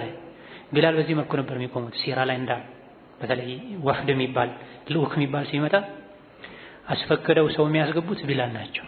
አይሆንም ብለው የሚመልሱ እሳቸው ናቸው። የሚቀጥሩት እሳቸው ናቸው። ልኡክ ከመጣ እንግዳ ከመጣ ከነብዩ ቁጭ ብሎ የተወያየ ቢላል ከነብዩ ራስጌ ቅርብ ሆነው ሰይፋቸውን ታጥቀው እጄታውን እንደዚህ አድርገው ይዘው ከነብዩ ጎን ነው የሚቆሙት። ከዛ ከግመል ከከብት እረኝነት ወጥተው የነብዩ አለይሂ ሰላቱ ወሰላም ጠባቂ ተንከባካቢ ሆነዋል። ለዚህ ነው ጀነት በገባሁ ቁጥር ከፊቴ ያንተን ኮቴ ሰማሁኝ ያሉ ነብዩ ሰለላሁ ዐለይሂ ወሰለም። ቢላል ሆይ ምን ብትሰራ ነው? አኺራም ላይ አለቃ ሆነው ማለት ነው። ከነብዩ ፊት ይተራመዱ። ከነብዩ ይበልጣሉ ማለት አይደለም። ዱንያ ላይ ከነብዩ ፊት ለፊት ለኺድማ እዛዝ ይሉ ስለነበር አኺራም በዛ መሰረት ከነብዩ ጎን ይሆናሉ ለማለት ነው እንጂ ከሳቸው በልጦ አይደለም ከፊታቸው ይሄዱት ተብሎ። ቢላል ይሄን ደረጃ አገኙ። የጃሂልያው በሽታ ያለቀቃቸውን ሰው ግን ተመልከቱ። ወህሺ የሚባል ሰው ነበረ፣ ሐምዛን የገደለው ሰው ረዲየላሁ ዐንሁ ወራላይ ሰለማ። ሐምዛን ከገደልክ ነፃ ትወጣለህ፣ የተለያዩ የቁረይሽ ሀብታም ሴቶችን ሙሉ ጌጣቸውን ትሸለማለህ ተብሎ ነበር ወህሺ። እሱ ከባሪያነት ለመላቀቅ ካለው ጉጉት የመጣ ሐምዛን ገድሏል። በመግደሉ በጣም ተጸጽቷል። ያኔም ቢሆን እኔ ሐምዛን የመሰለ ጀግና ምርጥ ሰው መግደል አልፈልግም ነበር። አንድ ቀን ከሐምዛ ጋር ተጋጭተንም አናውቅም። ነገር ግን እኔ ባሪያነት እጅጉን መሮኛል። ከባሪያነት የምትላቀቀው ሐምዛን ገድለህ ነው አሉኝ። ገደልኩ መግደል ፈልጌ አይደለም። ነፃ ወጣ፣ በተባለው መሰረት ገድሎ መጣ፣ ነፃ ወጣ፣ ተሸለመ። የትልልቅ ባለባት ሚስቶችን ሴቶችን ሽልማት ጌጥ ተሰጠው። ከዛ በኋላ ነፃ ወጣሁ ብሎ የአካባቢው ነፃ የሆኑ ሰዎች የሚለብሱትን ልብስ ለብሶ የቁረይሽ ሙሽሪኮች የሚሰበሰቡበት ቦታ ሄዶ ቁጭ ሲል ምን ልታደርግ መጣህ አሉት። አይ ዝም ብዬ ነው የመጣሁ። ነፃ ወጣህና ከኛ እኩል የሆንክ መሰለህ እንዴ? ሌላ ምሰራው ስራ ከሌለህ ቀጥርሃለሁ፣ በየቀኑ ግመል ትጠብቅልኛለህ እንጂ ከኛ ጋር እኩል ሆነህ መቀመጥ ትችላለህ ማለት አይደለም ብለው አሳፍረው አባረውታል። አብሮ ቁጭ ለማለት ብቻ፣ ፊት ለፊት መቀመጥ አይደለም። እንደ ቢላል አለቃችን ነው ለማለት አይደለም። ካዕባ ላይ ወጥቶ አዛን ለማለት አይደለም። አብሯቸው የሚቀማመጡበት ቦታ ላይ መጥቶ ሲቀመጥ ምን ያክል ብትንቀን ነው? ምን ያክል ብትደፍረን ነው? ምሰራው ስራ ከሌለ ያው ድሮ በባሪያነት እረኛ ነበሩ። ስራ ከሌለ በየቀኑ ተከራይቼ ትሰራለህ እንጂ ከኛ እኩል አይደለም ብሎ ከዛ ነቢይን ወደ መውቀስ ነው የሄዱት። መሐመድ ያመጣውን ለውጥ አያችሁ፣ ባሪያዎቻችን እንዲዳፈሩን አደረገ። ነፃ መውጣት፣ ሰዎች እኩል ናቸው ማለት፣ ምስኪኖችን ማቅረብ ለነሱ መዳፈር ነው። ነብዩ አለይሂ ሰላቱ ወሰላም በዚህ መልኩ የሰው ልጆችን እኩል በመሆናቸው ምስኪኖችን ስብራት ሲሰማቸውን ከፍ የማድረግ ስራን ይሰሩ ነበር። ሻሂድ ሰዎችን በደረጃ ከፋፍሎ ከፍ ዝቅ ማድረግ የጃሂልያ ስራ ነው። ራስን ያለማወቅ ስራ ነው። ሽንትን መቆጣጠር ማስችል ደካማ ነህ። ነገ ስትሞት ከሁለት ከሶስት ቀን በኋላ ማንም ይባል አለ የሚባል ወዳጅህ እንኳን አንተ ጋር አፍንጫውን አፍኖ እንጂ መቅረብ አይችልም፣ አያናግርም። በዚህ ልክ ደካማ ሆነን ለምን እንኩራራለን? ምስኪን ማለት ለምኖ አንድ ዳቦ አንድ ብር አግኝቶ የሚመለስ ማለት አይደል። ነብዩ እንዳሉት ሰለላሁ ዐለይሂ ወሰለም ليس المسكين الذي يطوف على الناس ترده اللقمة واللقمتان والتمرة والتمرتان። ምስኪን ማለት ሰው ጋር የተሽከረከረ አንድ ቴምር አንድ ጉርሻ ሁለት ጉርሻ የሚመልሰው ማለት አይደለም። ምስኪን ማለት ያ የሚብቃቃበትን ነገር የማያገኝ ግን ሰው የተቸገረ መሆኑ ገብቶት ማይረዳው፣ እሱም ደግሞ ሰው ፊት ተነስቶ ችሎ አፍረቱን አስወግዶ ማይለምን፣ ሰውም ተረድቶ ማይረዳው ምስኪን ማለት ይሄ ነው አሉ ነብዩ ሰለላሁ ዐለይሂ ወሰለም። በየቤቱ የሄደ ልመናን ስራ አድርጎ ቢሮን መስጂድን እየጠበቀ ሰው የሚሰበስበት ቦታ ሁሉ የሄደ በቀን 3000 ብር የሚሰሩ አሉ፣ በቀን 6000 የሚሰሩ አሉ። አንዳንዴ ሲናገሩ ሁሉ ይሰማል። ዛሬ ስንት ሰራሽ ይላል።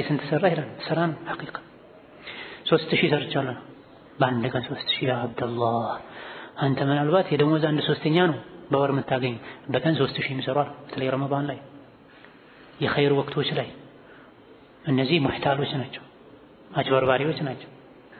ከራሱ ከልጁ ዳቦ ቆርሶ ይሰጣቸዋል። እነሱ ሂሳብ እየሰሩ ባንክ አካውንት ያላቸው አሉ። ትልልቅ ካፒታሎች ባላንሶች ያሉበት ባንክ አካውንት ያላቸው፣ ቤቶች ያሏቸው አሉ። ቤት የሚያከራዩ አሉ። ቤት ሰርተው ያከራያሉ። በየሳምንቱ ጁምዓ ወጥተው ይለምናሉ። ዱንያ ላይ የሌለ ጉድ የለም። ፎቅ ያለው አለ። 6 ፎቅ ሰርቶ 7ኛውን ለመስራት የሚለምን ሰው ተይዟል። ዘመናዊ መኪናዎች ያሉት የሚለምን ሰው ተይዟል። በሽታ ነው። አላህ ይጠብቅ። ስለዚህ ምስኪን አንድ ሁለት ፍሬ ቴምር ጉርሻ የሚመልሰው አይደለም፣ ችግር ያለበት ችግሩን ተነስቶ ማይናገር ሰው ማይረዳለት እሱ ነው ምስኪን። ስለዚህ ከተሰጠም ለእንዲህ አይነቱ ነው መስጠት ያለበት። يحسبهم الجاهل أغنياء من التعفف تعرفهم بسيماهم لا يسألون الناس إلحافا لما الاستقالاتشو للفقراء الذين أحصروا في سبيل الله بالله من قد يتحسب ሙጃሂዶች ደረሶች እዚህ ውስጥ ይገባሉ ተብሎ የዲን ሰዎች እዚህ ውስጥ ይገባሉ ተብሎ ዲን አስሮ ይዟቸዋል። ነፃ ሆኖ አይሰሩም። يحسبهم الجاهل ጃሂል ደግሞ ያስባቸዋል አግኒያ ሀብታም ናቸው ብሎ ያስባል። ሀብታም ናቸው እንዲባሉ ያደረገው ምንድነው? ቅንጦት ምቾት ብዙ ጎልቶ የሚታይባቸው ሆኖ ሳይሆን من التعفف ጥብቅ ከመሆናቸው ይመጣ ራሳቸውን ይጠብቃሉ። አልበላሁም አልጠጣሁም ያለቃቅሱ። ውሸታም አመለኛ ቤቱ ላይ በየአይነቱ እህል ያለ የቀን ገቢው 3000 5000 የሆነ ከበላው 3 ቀን ሆኖኛል ብሎ አንጀተን ሊበላ ይፈልጋል። የውሸት ያዘውን ባያን ያዘንባል። በትክክል የተቸገሩ ደግሞ ለምን ሳምንት አይበሉም? ሰው ፊት ቆመው መጠየቅ እሳት ላይ የመቆም ያክል ይከብዳቸዋል። እንዲህ አይነት ምስኪንን አግኝተህ መደጎም መቻል ተውፊቅ ነው፣ ከአላህ የሚሰጥህ ተውፊቅ ነው። ምስኪን የለም ለማለት ትላል ሰው በዙሪያ ስንት ምስኪን አለ። የቤት ኪራይ መክፈል አቅቶት ሰዓቱን የሚሸጥ ስልኩን የሚሸጥ ጨርቋን የሚሸጥ ቀለበቷን የሚሸጥ ለልጆቿ የምታበላውን አጣ ሌሎች ግን ወርቅ የገዙ ባንክ ቤት የሚያስቀምጡ በውሸት በማጭበርበር። ተመልከት ልዩነቱን። አንተ እዚህ ጋር የተደበቀ ችግር ያለባቸውን ፈልገህ ፈትሸህ ማግኘት ትተህ ለአጭበርባሪ ለሌባ መስጠት ከሆነ አለመታደም። ምን ላደርግ ቆም ብለህ አስብ። መጀመሪያ ችግራቸውን በትክክል የምታውቃቸው ግራ ቀኝ ያሉትን መሰረታዊ ፍላጎታቸው ያልተሟሉላቸውን ፈልገህ አፈላልግ። ታውቃለህ እኮ ታሪፉሁም ቢሲማሁም ላ የሰሉነ ናስ ኢላ ችክ ብሎ አይጠይቅ። ግን ታያለህ ከፊታቸው ከሁኔታቸው ጠይቅ፣ አጣራ። ቤት ያልደበቀው ጉድ የለም፣ ጎረቤት ያውቃል። ጎረቤቶቻችን ምን ያክል እንጠይቃለን እናውቃለን። እንት ተርፎ ታፈሳለህ ትደፋለህ፣ ጎረቤት ምንም የለውም አልሐምዱሊላህ ስለሚል ሁሌም የሞላለት ይመስላል። አንተ አልሐምዱሊላህ ከምትለው በላይ ምስኪን አልሐምዱሊላህ ይላል። ምስኪን ዘንድ ካለው አንዱ መስከና ነው። መስከና ማመስገንን ያስተምራል። ጥጋብ ደግሞ መካድን፣ መርሳትን፣ መስገብገብን ያስተምራል። ሻሂድ ምስኪን የሚባለው ይሄ ነው። ምስኪንን ማቅረብ፣ ማቀፍ፣ ከሱ ጋር መሆን፣ አለመጸየፍ፣ መጋበዝ፣ ከሱ ጋር ማሳለፍ። የአንድ ሰው ምግብ ለሁለት ሰው፣ የሁለት ሰው ለሶስት ሰው፣ ለአራት ሰው ይበቃል ተብሏልና አንዳንዴ በዙሪያ ያለን ምስኪን ሱሪው ተጨማዳ ወደ ላይ ተሸብሽባ፣ ጫማው ተንሻፋ 5 ዓመት 6 7 ዓመት አድርጓት፣ ጸጉሩ ተንጨባሮ፣ ፊቱ ገርጥቶ የምታየው ምስኪና፣ ጅልባቧ ኒቃቧ ፌድ አድርጎ አቧራ መስሎ ተቀዳዱ፣ ኒቃብ ለብሰው የሚሰፋሉ፣ ጅልባብ ለብሰው የሚሰፋሉ። አንቺ ቁም ሳጥኑ የ5 6 7 ሰው ሳጥን ሞልቷል። ከተፈጠርሽ ለብሰሽው ማታውቂው ልብስ አለ። ከተፈጠርክ ገዛኸው ለብሰኸው ማታውቀው ልብስ አለ። ወንድምህ ግን ሱሪው ከታች ተሸብሽቧል። ሐቂቃ ጫማው ተንሻፏል፣ ተሰፍቷል፣ ስንት ቦታ ሸክም ሆኗል። አንጀት የሚያርስ ጥሩ ምግብ ከበላ ወራት አስቆጥሯል። አንተ ምሳ የበላውን ራት ብትበላ ቤቱ ቂያማ ይሆናል። አላህን መስተሐን ዙሪያችን አለማየታችን የቀልባችንን መደንደን ነው የሚያሳየው። አልኢማም ኢብኑ ረጀብ ረሂመሁላህ ተዓላ የቲምና አቅመ ደካማን መንከባከብ ቀልብን እንደሚያረጥብ የቀልብ ድርቀትን እንደሚያስወግድ የሚያሳዩ ሁለት ማስረጃዎችን ጠቅሰዋል።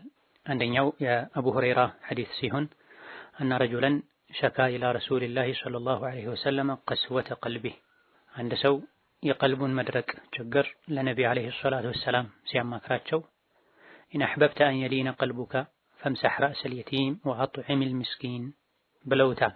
ቀልብህ እንዲረጥብ ከፈለክ የየቲምን ፀጉር ዳብስ፣ አስጠጋው፣ እቀፈው፣ አትጸየፈው፣ አታርቀው። ወአጥዒሚል ምስኪን፣ እንደዚሁ ደግሞ ምስኪንን መግብ። ምስኪን ማለት አቅመ ደካማ ማለት ነው። ህይወት ላይ ብዙ ነገሮች የሚጎድሉት ምናልባትም ቀልቡ የተሰበረ እንዲህ አይነትን ሰው ማስጠጋት፣ ማብላት ቀልብ እንዲረጥብ ያደርጋል። ይህን ሐዲስ ኢማም አሕመድ እና ሌሎችም የዘገቡ ሲሆን አልባኒ ረሒመሁላህ ተዓላ ሶሒህ ብለውታል። ሐዲሱ ላይ ኢን አሕበብተ አን የሊነ ቀልቡክ በላ፣ ልብህ እንዲረጥብ ከፈለክ በላ። ፍላጎት ትኩረት መኖር አለበት። ቀልብን በተመለከተ ቀድሞ የቀልብ መድረቅ ጉዳይ ያሳሰበው ሰው መፍትሄ የተባሉ ነገሮችን ያደርጋል። የቀልብ መድረቅ አደገኝነት ያልገባው ያላስጨነቀው ሰው ለችግሩ መፍትሄ ሊፈልግ ሰበብ ሊያደርስ አይችልም። የቲምና ምስኪንን አቅርብ፣ አስጠጋ፣ አብላ፣ እቀፍ ያሉት ነቢዩ አለይሂ ሰላቱ ወሰላም ምስኪንን የቲምን ማብላት ማጠጣት ጀነት ለመግባት ራስን ከጀሃነም ነፃ ለማድረግ ከሚያግዙ ነገሮች መካከል አንዱ እንደሆነ በቁርአንም ጭምር ስለተነገረ ነው።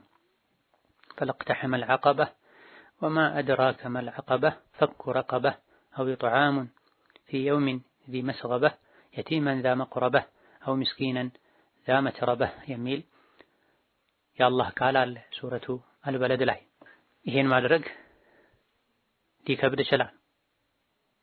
ለፍተው ደክመው ካመጡት ገንዘብ ቀንሶ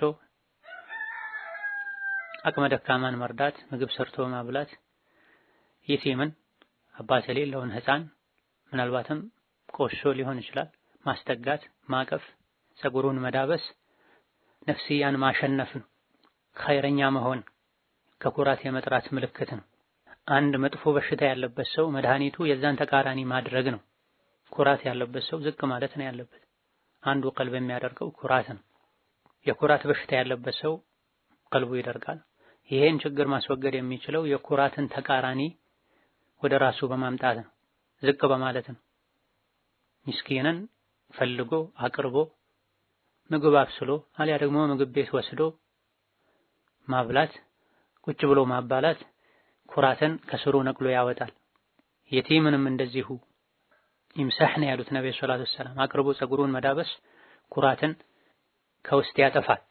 የኩራተኝነት በሽታ የቲምን በማቅረብ በመዳበስ ለምስኪን ዝቅ በማለት የሚታከም ሲሆን ሌላኛው ትልቅ ጀነት እንዳይገቡ የሚያደርግ እንቅፋት ስስታምነት ነው። በማብላት በማጠጣት በመስጠት ደግሞ ስስታምነት ይታከማል። ቀልቡ የደረቀ ሰውም ለምስኪን በማዘኑ በመራራቱ ቀልቡ ይረጥብለታል። ስለዚህ የቀልብ መድረቅ ችግር ያሳስበው ያስጨነቀው ሰው አንዱ መድኃኒቱ ማዘን፣ መራራት፣ ከምስኪኖች ጋር ዝቅ ካሉ ሰዎች ጋር መዋልና መቀራረብ መሆኑን በማወቅ ከምስኪኖች ጋር ከአቅመ ደካሞች ጋር መልካም ግንኙነት መፍጠር፣ መዘየር፣ ቆሞ ማናገር፣ መጨበጥ፣ ማቀፍ፣ የቲምን መዳበስ አንዱ የቀልብ መድረቅ መድኃኒት እንደሆነ በማወቅ ይህን መድኃኒት መጠቀም ይገባል። ሁለተኛው ሼኹ የጠቀሱት የሐዲስ ማስረጃ አነ አበደርዳኢ ከተበ ኢላ ሰልማን ኢርሐሚል የቲመ ወአድኒህ ሚንከ ወአጥዕምሁ ሚን ጠዓሚከ ኢላ አኺሪህ የሚለው ሐዲስ ነው። አቡ ደርዳ የሚባሉት ታላቅ ሰሓቢ ለሌላኛው ታላቅ ሰሓቢ ለሰልማን አልፋሪሲ መልእክት አስተላልፈዋል፣ ደብዳቤ ጽፈዋል። ምን ብለው? ኢርሐሚል የቲመ ወአድኒህ ሚንከ፣ ለየቲም ርህራሄ ይኑርህ፣ እዘን ለየቲም፣ ካንተም አቅርበው፣ አታርቀው፣ አትግፋው፣ አትጸየፈው። ወአጥዕምሁ ሚን ጠዓሚከ፣ አንተ ከምትበላው ምግብም አብላው። ምክንያቱም ነቢዩ ዓለይሂ ሰላቱ ወሰላም የሆነ ሰው መጥቶ ቀልቤ ደርጓል ሲላቸው ልብህ እንዲረጥብ ትፈልጋለህ እንዴ ብለው ጠይቀውት አዎን ብሎ መልሶላቸው አድንል የቲም ሚንከ ወምሰሕ ረእሰሁ ወአጥዕምሁ ሚን ጠዓሚከ፣ የቲምን ወደ አንተ አስጠጋ፣ ፀጉሩንም ዳብስ፣ ከምትበላው ምግብም አብላው። ይሄም ማድረግህ ቀልብህ እንዲረጥብ ያደርግሃል፣ ሓጃህም ይሳካልሃል ብለውታል የሚል የሐዲስ ማስረጃ ሲሆን ይህንንም አልኢማም አልአልባኒ ሌሎችም ሶሒህ ብለውታል ሐዲሱ። በነቢዩ ዘመን የነበሩ አማኞች ሶሐቦች እንኳ የቀልብ መድረቅ ስሜት ሲሰማቸው ነቢ ጋር አለይሂ ሰላቱ ወሰላም ሄደው ያማክሩ ነበር ማለት ነው። ለሶሐቦችም ይሄ ስሜት የሚሰማ ከሆነ ከዛ በኋላ ያለን በፈተና ዘመን የምንገኝ ዱንያ ስሜት መከተል ቀልብ የሚያደርጉ ነገሮች በብዛት በሚታዩበት ዘመን ላይ የምንገኝ ሰዎች የበለጠ ለቀልብ መድረቅ ችግር እንደምንጋለጥ ልናውቅ ልንፈራና ልንጠነቀቅ እንደሚገባን ከዚህ እንማራለን። ነቢዩ አለይሂ ሰላቱ ወሰላም ቀልቤ ደርጓል ብሎ ላማከራቸው ሰው ቀልብህ እንዲረጥብ ትፈልጋለህ እንዴ ብለው ጠይቀው አዎን ሲላቸው መድኃኒቱን ሰጥተውታል። የቲምን አቅርብ፣ አትጸየፈው፣ አትግፋው፣ እዘንለት፣ መልካም ነገር አድርግለት ብላ። ለየቲም የማዘን የቲምን ያለመጸየፍ አንዱ መገለጫው ፀጉሩን መዳበስ፣ ማቅረብ፣ ማቀፍ ነው። ሰላም እንዲሰማው ማድረግ። የቲም አባቱን በሞት በማጣቱ ምክንያት በዚህ መልኩ መታቀፉ፣ የፀጉር መዳበሱ ውስጡ ላይ የሚሰማውን መጥፎ ስሜት ሊያስወግድለት ሊቀንስለት ይችላል። የሰው ልጅን የማክበርም ምልክት ጭምር ነው። የቲምን ፈልጎ መዘየር፣ መጎብኘት፣ የሚያስፈልገውን ነገር ማቅረብ፣ ከቆሻሻ ማጠብ፣ ልብስ እንዲቀይር ማድረግ ተወዳጅና ቀልብን የሚያረጥብ ተግባር ነው። ነቢዩ አለይሂ ሰላቱ ወሰላም ካሁን ቀደም እንደተገለጸው ለየቲም ልዩ ትኩረት ይሰጡ ነበር። በየቲም ሐቅ ዙሪያ ብዙ ብለዋል። ራሳቸውም የቲም በዙሪያቸው የነበሩ በተለይ ቤተሰብ የሆኑ ህፃናትን ያቅፉ ነበር፣ ያስጠጉ ነበር፣ ያጫውቱ ነበር፣ ይንከባከቡም ጭምር ነበር፣ ዱዓም ያደርጉላቸው ነበር። ጃዕፈር ረዲየላሁ ዐንሁ ወአርዷህ ጂሃድ ላይ ሸሂድ ሆነው ተሰውተው የመሰዋታቸው ዜና እንደደረሳቸው ልጆቻቸው ጋር ሄደው የጃዕፈር ልጆች ጋር ሄደው አቅፈዋቸዋል፣ ዳብሰዋቸዋል፣ እንክብካቤ ማድረግ ወዲያው ጀምረዋል። ዱዓም አድርገውላቸው ጌታዬ ሆይ ለጃዕፈር ልጆች አንተ የአባታቸው ምትክ ሁንላቸው ብለዋል። ፀጉራቸውን ዳብሰዋል። ወአጥዕምሁ ሚን ጠዓሚከ ከምትበላው ምግብም አብላ፣ የቲምን ከምትበላው ምግብም አብላ። ከምትበላው የሚለው አንድ ቤት ካፈራው አቅምህ ፈቅዶልህ ለራስህ ከምትመገበው ምግብ አብላ ማለት ነው። ወይም ደግሞ ሚን ጠዓሚክ ማለት ቤት ውስጥ ሁለት አይነት ሶስት አይነት ምግብ ሊሰራ ይችላል። ሚን ጠዓሚከ አንተ አባወራ ተብለህ ለአንተ ከሚሰራው ውዱ ለየት ካለው ከጣፋጩ ምግብ መግበው ማለት ነው የተፈለገበት ተብሏል። ለራስህ ጥሩ ምግብ የበላህ የቲም ነው ደካማ ነው ብለህ የተረፈን አትስተው። አሊያ ደግሞ ብዙ ሳይጨነቁ የሰሩትን ማይጣፍጥና ያኔ አክል ጠቃሚ ያልሆነን ለስሙ ብቻ ምግብ የሆነን ነገር ሰጥተህ አትገላገል። ይልቅ ሚን ጧዓሚከ ከልዩ ላንተ ተብሎ በጥራት በጥንቃቄ ከሚሰራው ምግብህ አብላው፣ አብረህ ካንተ ጋር መግበው፣ አቅርበው። ሐዲሱ ሁለቱንም ያስተናግዳል። ሚን ጧዓሚከ አቅምህ በፈቀደው ያክል ለራስህ ለቤተሰብህ ከምትበላው አብላው፣ ትንሽ ነው ብለህ አትናቀው። የተሻለ ምግብ ካለ ደግሞ 2-3 አይነት ምግብ የሚዘጋጅ ከሆነ ላንተ ተብሎ ከተሰራው ከውዱ አካፍለው ማለት ነው። ይህ ይበልጥ የተሻለው ነው። ዋና የሚፈለገው ማብላት ሆኖ አጥግቦ ማብላት፣ ጣፋጭ የሆነ ገንቢ የሆነ ምግብ ማብላት ሲገኝ የሚደረግም ካለው የሰጠ ስስታም አይባልም። ያገኙትን ያለውን ከመስጠት አለመሰሰትም። ይሄን ካደረክ فإن ذلك يلين قلبك ይሄ ቀልብህን ያረጥብልሃል፣ ሓጃህንም ያሳካልሃል። የቀልብ ማርጠብ ጉዳይ ሓጃ ነው፣ ጉዳይ ነው ማለት አሳሳቢ አስጨናቂ ነገር ነው ማለት። ቀልቤ ደርቋል ብሎ ዝም ብሎ መናገሩ ብቻ ችግሩን አይፈታውም። ጉዳይ ያለው ሰው ጉዳዩን ለማሳካት መውጣት መውረድ መሄድ መምጣት እንደሚጠበቅበት ሁሉ ቀልቤ ደርቋል ብሎ የተጨነቀ ሰው ቀልቡን ለማርጠብ ጉዳይ ብሎ ሓጃይ ብሎ የሚደረጉ ነገሮችን ማድረግ አለበት። ምስኪንን አቅርብ፣ ምስኪንን አብላ፣ የቲምን አቅርብ፣ ፀጉሩን ዳብስ፣ ከምትበላው ምግብ አብላው። ይሄን ካደረክ ሰበብ አድርሰሃልና ቀልብህ ይረጥባል፣ ሓጃህም ይሳካል፣ ጉዳይህን ማሳካት ትችላለህ። ጉዳይ ሆኖበት ነው ነብይ ጋር አለይሂ ሰላቱ ወሰላም የሄደው። መድኃኒት ነገሩት ነብይ ሰለላሁ ዐለይሂ ወሰለም። መድኃኒቱን ገዝቶ ማምጣት በሰዓቱ መውሰድ የታማሚ ግዴታና ኃላፊነት ነው።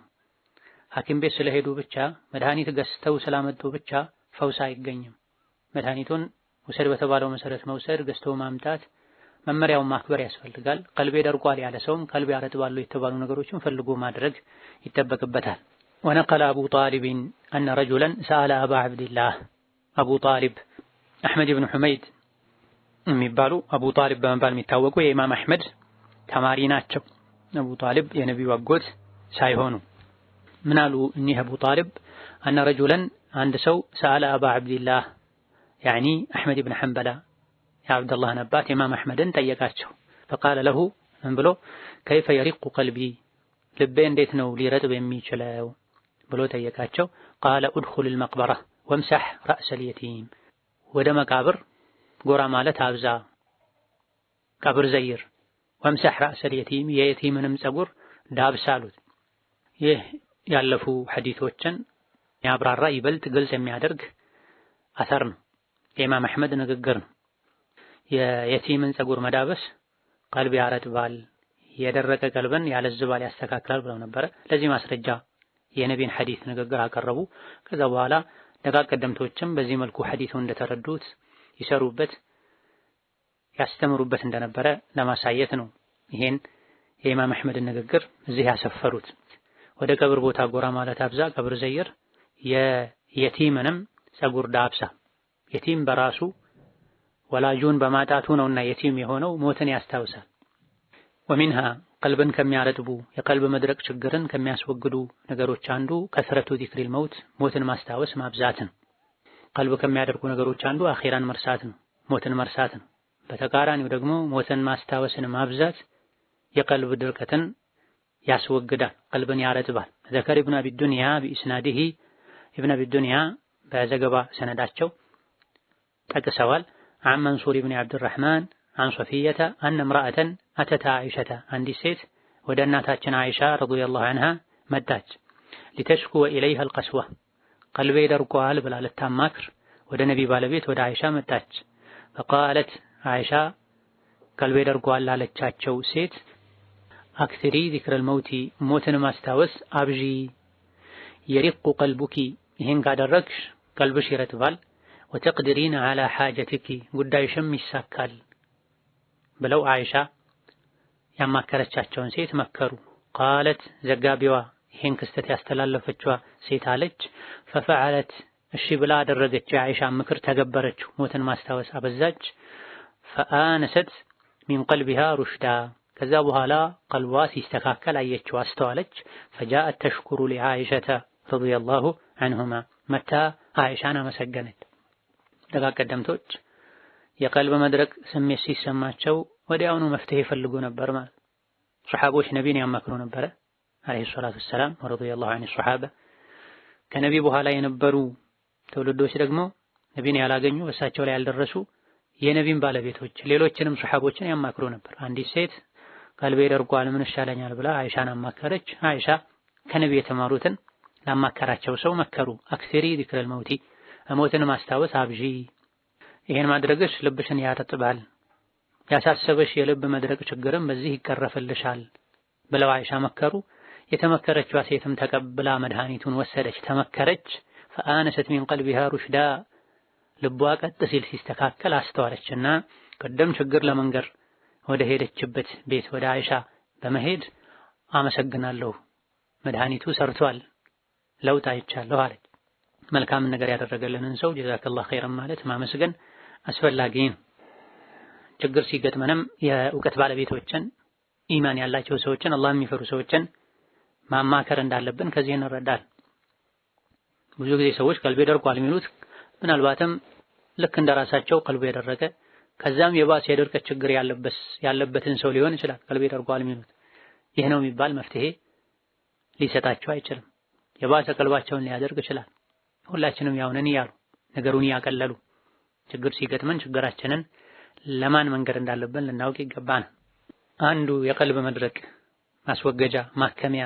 መድኃኒት ሞትን ማስታወስ ማብዛት ነው የቀልብ መድረቅ ችግር የሚከሰተው አንድም ዱንያን አብዝቶ ከመውደድ በዱንያ ከመጠመድ የመጣ ነው ሞትን ማስታወስ ደግሞ ዱንያን ናቅ እንድናደርጋት በልክ እንድንይዛት ያደርገናል ከልክ በላይ ለዱንያ አብዝቶ የሚጨነቀው ነገ ልሞት እችላለሁ ብሎ ማያስብ ሰው ነው ነገ ልሞት እችላለሁ ያለ ሰው በልክ ነው ለዱንያ የሚጨነቀው وكان غير واحد من السلف ከደጋግ ቀደምቶች ውስጥ ከአንድ በላይ በጣም ብዙ ደጋግ ቀደምቶች منهم سعيد بن جبير عند سعيد بن جبير ያሉ وربيع بن أبي راشد ربيع بن أبي راشد يقولون يلو ነበር لو فارق ذكر الموت ሞትን ማስታወስ ቢጠፋ ኖሮ ቢለይ ኖሮ قلوبنا ከልባችን ቢለይ ኖሮ ሰዓትን ለአንዲት ሰዓት እንኳን ከልባችን ውስጥ ቢጠፋ ሞትን ማስታወስ ለፈሰደት قلوبنا ልቦቻችን ይበላሹ ነበር ይሉ ነበር ለአንድ ሰዓት እንኳን ለደቂቃዎች እንኳን ከልባቸው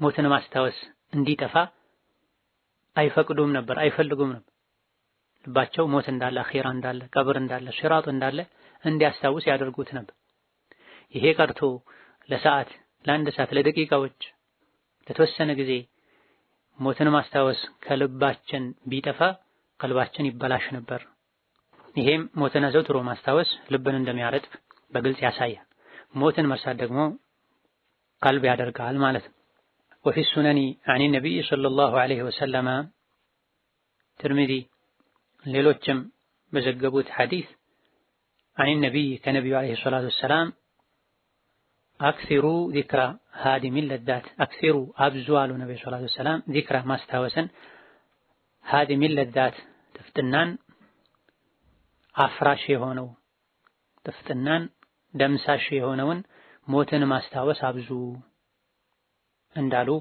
ተነግሯል ሃዲም ተብሎም በዳል ሃዲም ተብሎም በዳል ይነበባል ሐዲሱ ሃዲም ከሆነ የሚያፈርስ ማለት የሚያስወግድ ማለት ሃዲም ከሆነም የሚያቋርጥ የሚያጠፋ ማለት ነው ተመሳሳይ ነው ሞት የዱንያ ደስታን ያቋርጣል ያደፈርሳል ሞትን ማስታወስ በዱንያ እንዳይታለሉ ያደርጋል ምክንያቱም ነገ ዱንያን ትቻት ሄዳለሁኝ የዱንያ ደስታ በሙሉ የሚወገድ ነው ቋሚ ደስታ የአኺራ ደስታ ነው እንድንል ያደርገናል ይሄንን ከበዚህ መልኩ ባናስበው ሐቂቃው እውነታው ይሄው ነው ሞት ደስታን ያደፈርሳል ያቋርጣል የምኞቴ ስመኘው የነበረው አሁን ተፈጸመ ብሎ ሰው በደስታ መኖር ሊጀምር ሲል ሞት መጥቶ አይ ዱንያ ላይ ደስታ የለም ብሎ ወደ አኺራ ይዞት ይሄዳል ስለዚህ አክቲሩ ዚክረ ሃዲሚል ለዳት የዱንያ ደስታ ምንም ያክል ሰዎች ቢክቡት በሆነ ምክንያት ሊፈርስ እንደሚችል የዱንያ ቤት ነው ማለት ነው። የዱንያ ጣፋጭ ነገሮች፣ አስደሳች ነገሮች የሰው ልጅ የሰበሰበ እንደሚገነባው ግንብ ናቸው። ከጭቃ ከእንጨት ከብረት የተሰራ ቤት በሆነ መልኩ እንደሚፈርሰው የሰው ልጅ ያስደስተኛል ብሎ ዱንያ ላይ የሚገነባው የሚሰራው ነገር ሁሉ በሞት ይፈርሳል ማለት ነው። ስለዚህ አብዝታችሁ በዱንያ አትመሰጡ፣ የዱንያ ባሪያ አትሆኑ፣ ቀልባችሁ ይደርቃል። ይልቅ አኺራን ሞትን ማስታወስ አብዙ፣ ለአኺራችሁም ስንቅ ያዙ፣ ለዱንያም በልክ በመጠኑ ተዘጋጁ። ዱንያን ብቻ የገነባችሁ አኺራችሁን አታፍርሱ። የዱንያን ጥፍጥና ብቻ እያጣጣማችሁ ያሰባችሁ የአኺራን ጥፍጥና አትርሱ፣ ደስታ አትርሱ። መስራቱን ስሩ ለዱንያ፣ ነገር ግን በየመሃሉ ሞትን ያስታውሳችሁ ይህ ምለፋለት ነገር ዘላቂ አይደለም ያላችሁ ዘላቂ ለሆነው ለአኺራችሁ ተጨነቁ። ይሄኔ ሚዛናዊ ትሆናላችሁ፣ ቀልባችሁም አይደርቅም፣ ይረጥባል። አክሲሩ የሚለው ደጋግሙ ማለት ነው። የሆነ ጊዜ ላይ ብቻ ሞትን ማስታወስ እንደማይበቃ ነው የሚያሳየው። ብዙ ጊዜ ሰዎች ሞትን የሚያስታውሱት የሞተ ሰው ሲያዩ፣ እገሌ ሞተ ሲባል፣ ቀብር ሲሄዱ፣ በጠና የታመመ ሰው ሲያዩ። ይሄ ብቻ በቂ አይደለም። ሁሉም ይሄን እድል በቀላሉ ላይ ያገኘው ይችላል። ስለዚህ ሆን ተብሎ ከልባችን አስበንበት አክሲሩ ደጋግማችሁ ሞትን ማስታወስን አብዙ ተብለናልና ይሄን ባህሪ ወደኛ ልናመጣ ይገባናል። ተኝተን ስንነሳ የምናደርገው ዚክርም ሞትን ነው የሚያስታውሰው። ሞት ከልባችን ሊጠፋ አይገባም፣ ካልሆነ ቀልባችን ይደርቃል፣ ይበላሻል። ታዲያ በአፍ ብቻ አይደለም ሞት ብለን የምናስታውሰው፣ በልባችን መሆን አለበት፣ በተግባራችንም መሆን አለበት።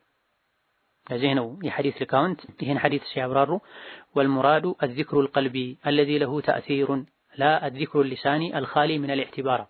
ሞትን ማስታወስ አብዙ ሲባል በምላሳችሁ ጫፍ ሞት በሉ ማለት አይደለም። የልብ ማስታወስን የተፈለገው አካላት ላይ፣ ውሳኔ ላይ፣ ስራና እንቅስቃሴ ላይ ተጽዕኖ የሚያሳድረው የልብ ማስታወስን የተፈለገው እንጂ መማር፣ ማገናዘብ፣ የአቋም ለውጥ ማድረግን ማያስከትል የምላስ ብቻ ሞት ማስታወስ አይደለም ከዚህ ሐዲስ የተፈለገው ብላ። በምላሳችን ሞት እያለን ልባችን በዱንያ ፍቅር ታውሮ አካላችን የተለያየ ወንጀል የሚሰራ ከሆነ በምላስ ብቻ ማስታወሱ ምንም አይጠቅም።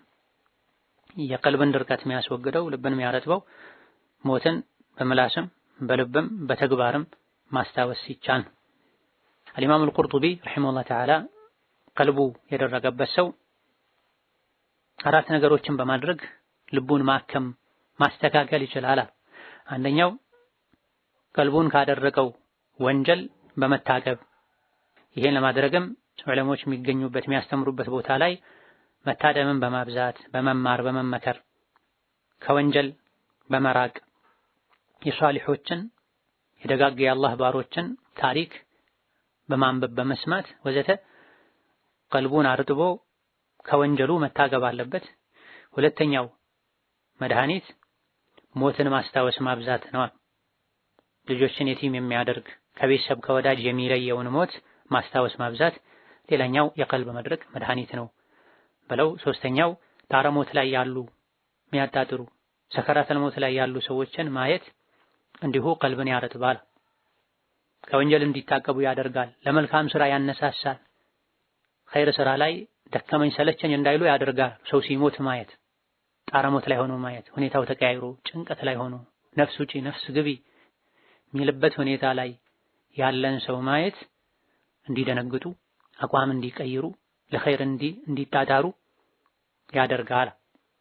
እነዚህ ሶስቱን አድርጎ ቀልቡ ያረጠበለት ሰው፣ ከወንጀሉ መገላገል መላቀቅ ያልቻለ ሰው፣ ሸይጣንን በእነዚህ ማሸነፍ ያቃተው ሰው፣ ወንጀሉ እጅጉኑ የከበደ ሙሉ ልቡን የወረረው ሰው ነውና የሱ መድኃኒቱ ፈዚያረቱ ቁቡሪል መውታ የሙታንን መቃብር መዘየር ነው። ከዑለሞች ጋር ቁጭ ብሎ ምክር ሰምቶ ኹጥባ አድምጦ ካልተቀየረ፣ ሞትን አስታውሶ ካልተቀየረ፣ ጣረሞት ላይ ያሉ ወደ አኺራ ጉዞ የጀመሩ ያጣጣሩ ያሉ ሰዎችን ማይቶ ካልተለወጠ ይህ ከባድ ነው። ቀብርን መዘየር ማብዛት አለበት። በዚህ ነው ቀልቡ ሊረጥብለት የሚችለው። ወሩየ ሙርሰለን አን ዓጣ አልኹራሳኒ ከዓጣ አልኹራሳኒ ሙርሰል ተደርጎ ተወርተዋል። ቃለ መረ ረሱሉላሂ ሰለላሁ ዐለይሂ ወሰለም የአላህ መልእክተኛ አለፉ ቢመጅሊሲን ሰዎች ተሰብስበው በተቀመጡበት ስፍራ ቀድ ኢስተዕላሁ ضሒኩ ያ ሰዎች ተሰብስበው የተቀመጡበት ቦታ ጮክ ያለ ሳቅ የሚሰማበት ነበር። ሳቅ የበዛበት የሆነ ሰዎች የተቀመጡበት ቦታ አጠገብ ላይ አለፉ። ፈቃለ ነብዩ አሉ ሹቡ መጅሊሰኩም ይህን መቀመጣችሁን ቀላቅሉበት ቢዚክሪ ሙከዲር ለዛቲ ደስታን የሚያደፈርሰውን ሞት ማስታወስ ጨምሩበት፣ ቀላቅሉበት። ሳቅ በዛ፣ ሞት ሲረሳ ነው ሳቅ የሚበዛው እንደማለት ነው። ቃሉ ይሄን የሰሙ እዛ ተቀምጠው ሲሳሳቁ የነበሩ ሰዎችም አሉ ወማ ሙከዲሩ ለዛቲ ደስታን የሚያደፈርሰው ደግሞ ምንድነው ያ ረሱላህ አሏቸው። ቃለል ሞት ነው። ቁጭ ብላችሁ ማውራት መሳቅ ብቻ ሳይሆን አኺራን አስታውሱ። ደስታን የሚያደፈርስ የዱንያን ጥፍጥና ሚነጥቅ የሆነውን ሞት ማስታወስ አብዟ። ሐዲሱ እንደ ሰነድ ضعيف ነው፣ ሙርሰል ነው። ሰሐቢዩን ሳይጠቅሱ አጣ ነብዩ እንዲህ ብለዋል ብለው ነው ያስተላለፉት። በአጣና በነቢ መሃል አለይሂ ሰላቱ ወሰላም ያለውን ሱሐባ አለመጥቀስ ሙርሰል ያስብለዋል ሐዲሱን። ይህ ነው እዚህ የተፈለገው። የضعيف አይነት ነው በመሰረቱ። ነገር ግን ይሄን ሐዲስ የሚያጠናክሩ ሌሎች ማስረጃዎች ስላሉ የያዘው መልእክት ትክክል ነው። ቀልብን ከሚያረጥቡ ነገሮች አንዱ ከሰዎች ጋር ሲቀመጡ ሁሌ ሳቅ፣ ጨዋታ፣ የዱንያ ብልጭልጭ፣ ወርቅ፣ ፎቅ፣ ጨርቅ ብቻ ሳይሆን መወራት ያለበት ስለ ዲን፣ ስለ አኺራ፣ ስለ ሞት፣ ስለ ጀነት፣ ስለ ጀሃነም መወራት አለበት። ካልሆነ ቀልብ ይደርቃል። ምንም ያክል ዱንያ ላይ ደስተኞች ብንሆን የሆነ ቀን ደስታችን መቋረጡ መደፍረሱ አይቀርም። አይነማ ተኩኑ ዩድሪኩሙል መውቱ የትም ብትሆኑ ሞት ይደርስባችኋል፣ ያገኛችኋል። እምሸሹት ሞት እሱ አይቀርላችሁም። ፈኢነሁ ሙላቂኩም ይመጣል፣ ይገናኛችኋል፣ ይይዛችኋል ተብሏል። አላህ ቁርአን ላይ ያስጠንቅቆናል ሞትን እንዳንዘነጋ። ሸይጣን ግን ገና ነው ያለ ያዘናጋናል። ጊዜያችን አጀላችን ከደረሰ መላእክቶች ለሰከንድ እንኳን ወደ ኋላ አይሉ ነፍሳችንን አውጥተው ወደ አላህ ይመልሱናል። ثم انكم بعد ذلك لميتون ምትኖሩትን ያክል ጊዜ ኖራችሁ ከዛም ትሞታላችሁ፣ ከዛም አላህ ዘንድ ቆማችሁ የሥራችሁን ታገኛላችሁ ተብሏል። ነብዩ መሐመድ ሰለላሁ ዐለይሂ ወሰለም ሞትን እንዳንዘነጋ መከረውን አላስጠንቅቀውናል። ስለዚህ ልንጠነቀቅ ሞትን ማስታወስ ልናበዛ ይገባናል። በዚህ ነው ቀልብ የሚረጥበው። ያ አዩሀ الذين آمنوا اتقوا الله ولتنظر نفس ما قدمت لغد ነፍስ ለነገ ምን ሰርቻለሁ ምን አዘጋጅቻለሁ ብላም ራሷን ትመልከት፣ ትገምግም። ወተቁላህ አሁንም አላህን ፍሩ። ኢነላህ ኸቢሩን ቢማ ተዕመሉን ጌታ አላህ ምሰሩትን ያውቃል ይላል በቁርአንም አላህ ሲመክረን። ወልተንዙር ነፍሱን ማ ቀደመት ሊገድ ማለት ይሄ ነው ሞትን ማስታወስ ማለት። ለነገ ምን ሰርቻለሁ የሚለው አንድ ሰው ነገ ሞት ሊመጣ እንደሚችል እርግጠኛ ሲሆን፣ አንተም ሟች ነህ፣ ህዝቦችም ኡመቶችህም ሟቾች ናችሁ፣ ከዛም አላህ ፊት ቆማችሁ የሥራችሁን ታገኛላችሁ ተብሏልና ረጅም ጊዜ እኖራለሁ ያለን ነገን አኺራን ሞትን ልንረሳ አይገባም። ይህ ቀልብን ያደርጋል። ነብዩ አለይሂ ሰላቱ ወሰላም ስታኖረኝም ምስኪን አድርገህ ኑረኝ፣ ኩራተኛ አታድርገኝ፣ ስትገድለኝም ምስኪን አድርገህ እንደ ሞት አድርገኝ፣ በህይወትም በሞትና በሞት ሰዓትና ከሞት በኋላም ሊኖር ከሚችል ፈተና ባንተ ተጠበቃለሁ ይሉ ነበር። ሲተኙና ሲነሱም ከሚያደርጓቸው ዚክሮች ውስጥ ሞትን ያካትቱ ነበር። اللهم باسمك أموت باسمك اللهم أموت وأحيا الحمد لله الذي أحيانا بعدما أماتنا ሲተኙም ሞትን ያስታውሱ ነበር በዚክራቸው በዱዓቸው። ሲነሱም እንደዚሁ ሞትን ያስታውሱ ነበር። አዘውትሮ ሞትን ማስታወስ ገፍላ ከውስጣችን እንዲጠፋ ንቁ እንድንሆን አኺራ እንድናስታውስ ለአኺራ እንድንዘጋጅ ያደርገናል። ይሄኔ ደግሞ ቀልባችን ሕያው ይሆናል።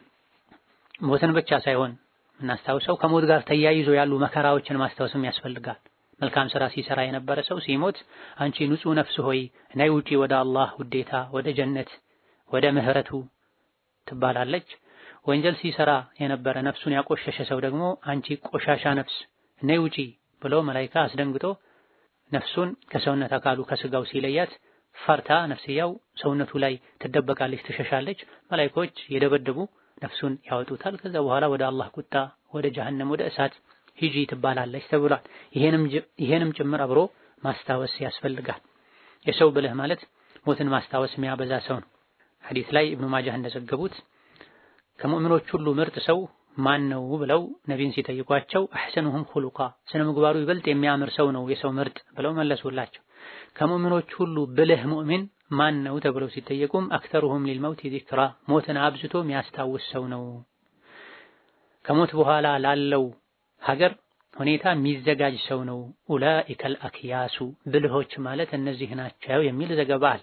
ሞትን ስሙን ብቻ ሳይሆን ማስታወስ ያለብን ሰከራተል መውትን ከሞት በኋላ ያለውን የቀብር ህይወት፣ ሲራጥን፣ ጀነትን፣ ጀሃነምን ማስታወስ ለዚህም መዘጋጀት ይገባል።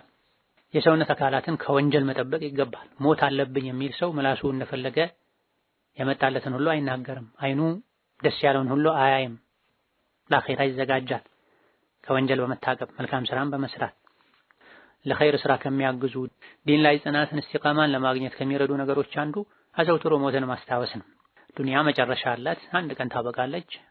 የኔ ህይወትም የሚያበቃበት ጊዜ አለ።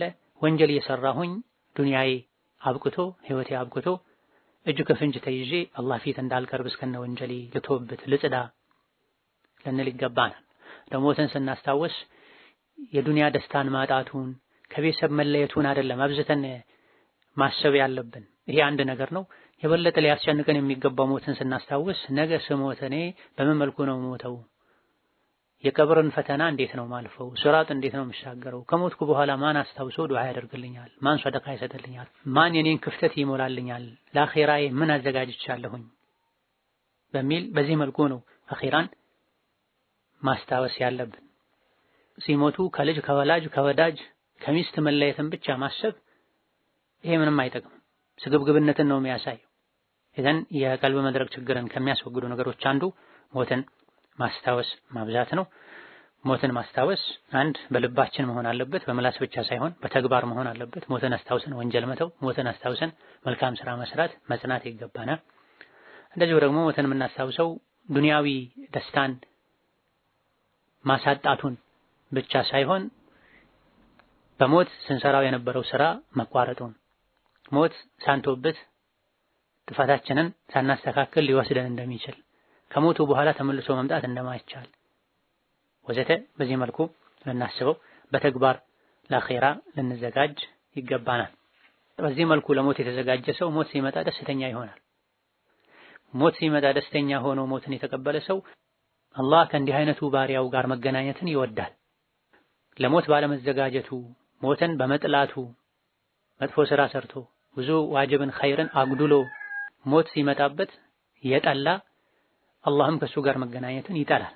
ነብዩ እንዳሉት አለይሂ ሰላቱ ወሰላም መን አሐበ ሊቃአ አላህ አሐበ አላሁ ሊቃአሁ ወመን ከሪሀ ሊቃአ አላህ ከሪሀ አላሁ ሊቃአሁ።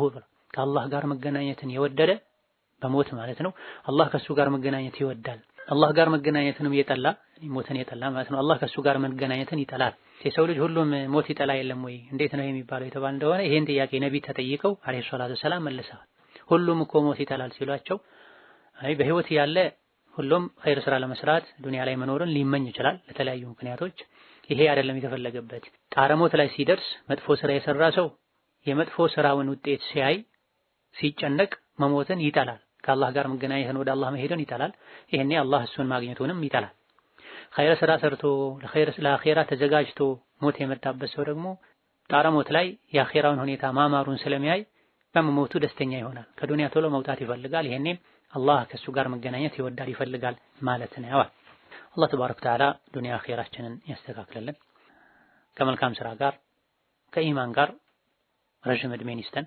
ኻቲማችንን እሱ ያሳምርልን። ከቀልብ መድረቅ ይጠብቀን። ነው አላ ኩሊ ሸይን ቀዲር ወቢልኢጃበቲ ጀዲር። የዛሬ ደርሳችን እዚህ ያበቃል። ወሰላሙ አለይኩም ወራህመቱላሂ ወበረካቱሁ።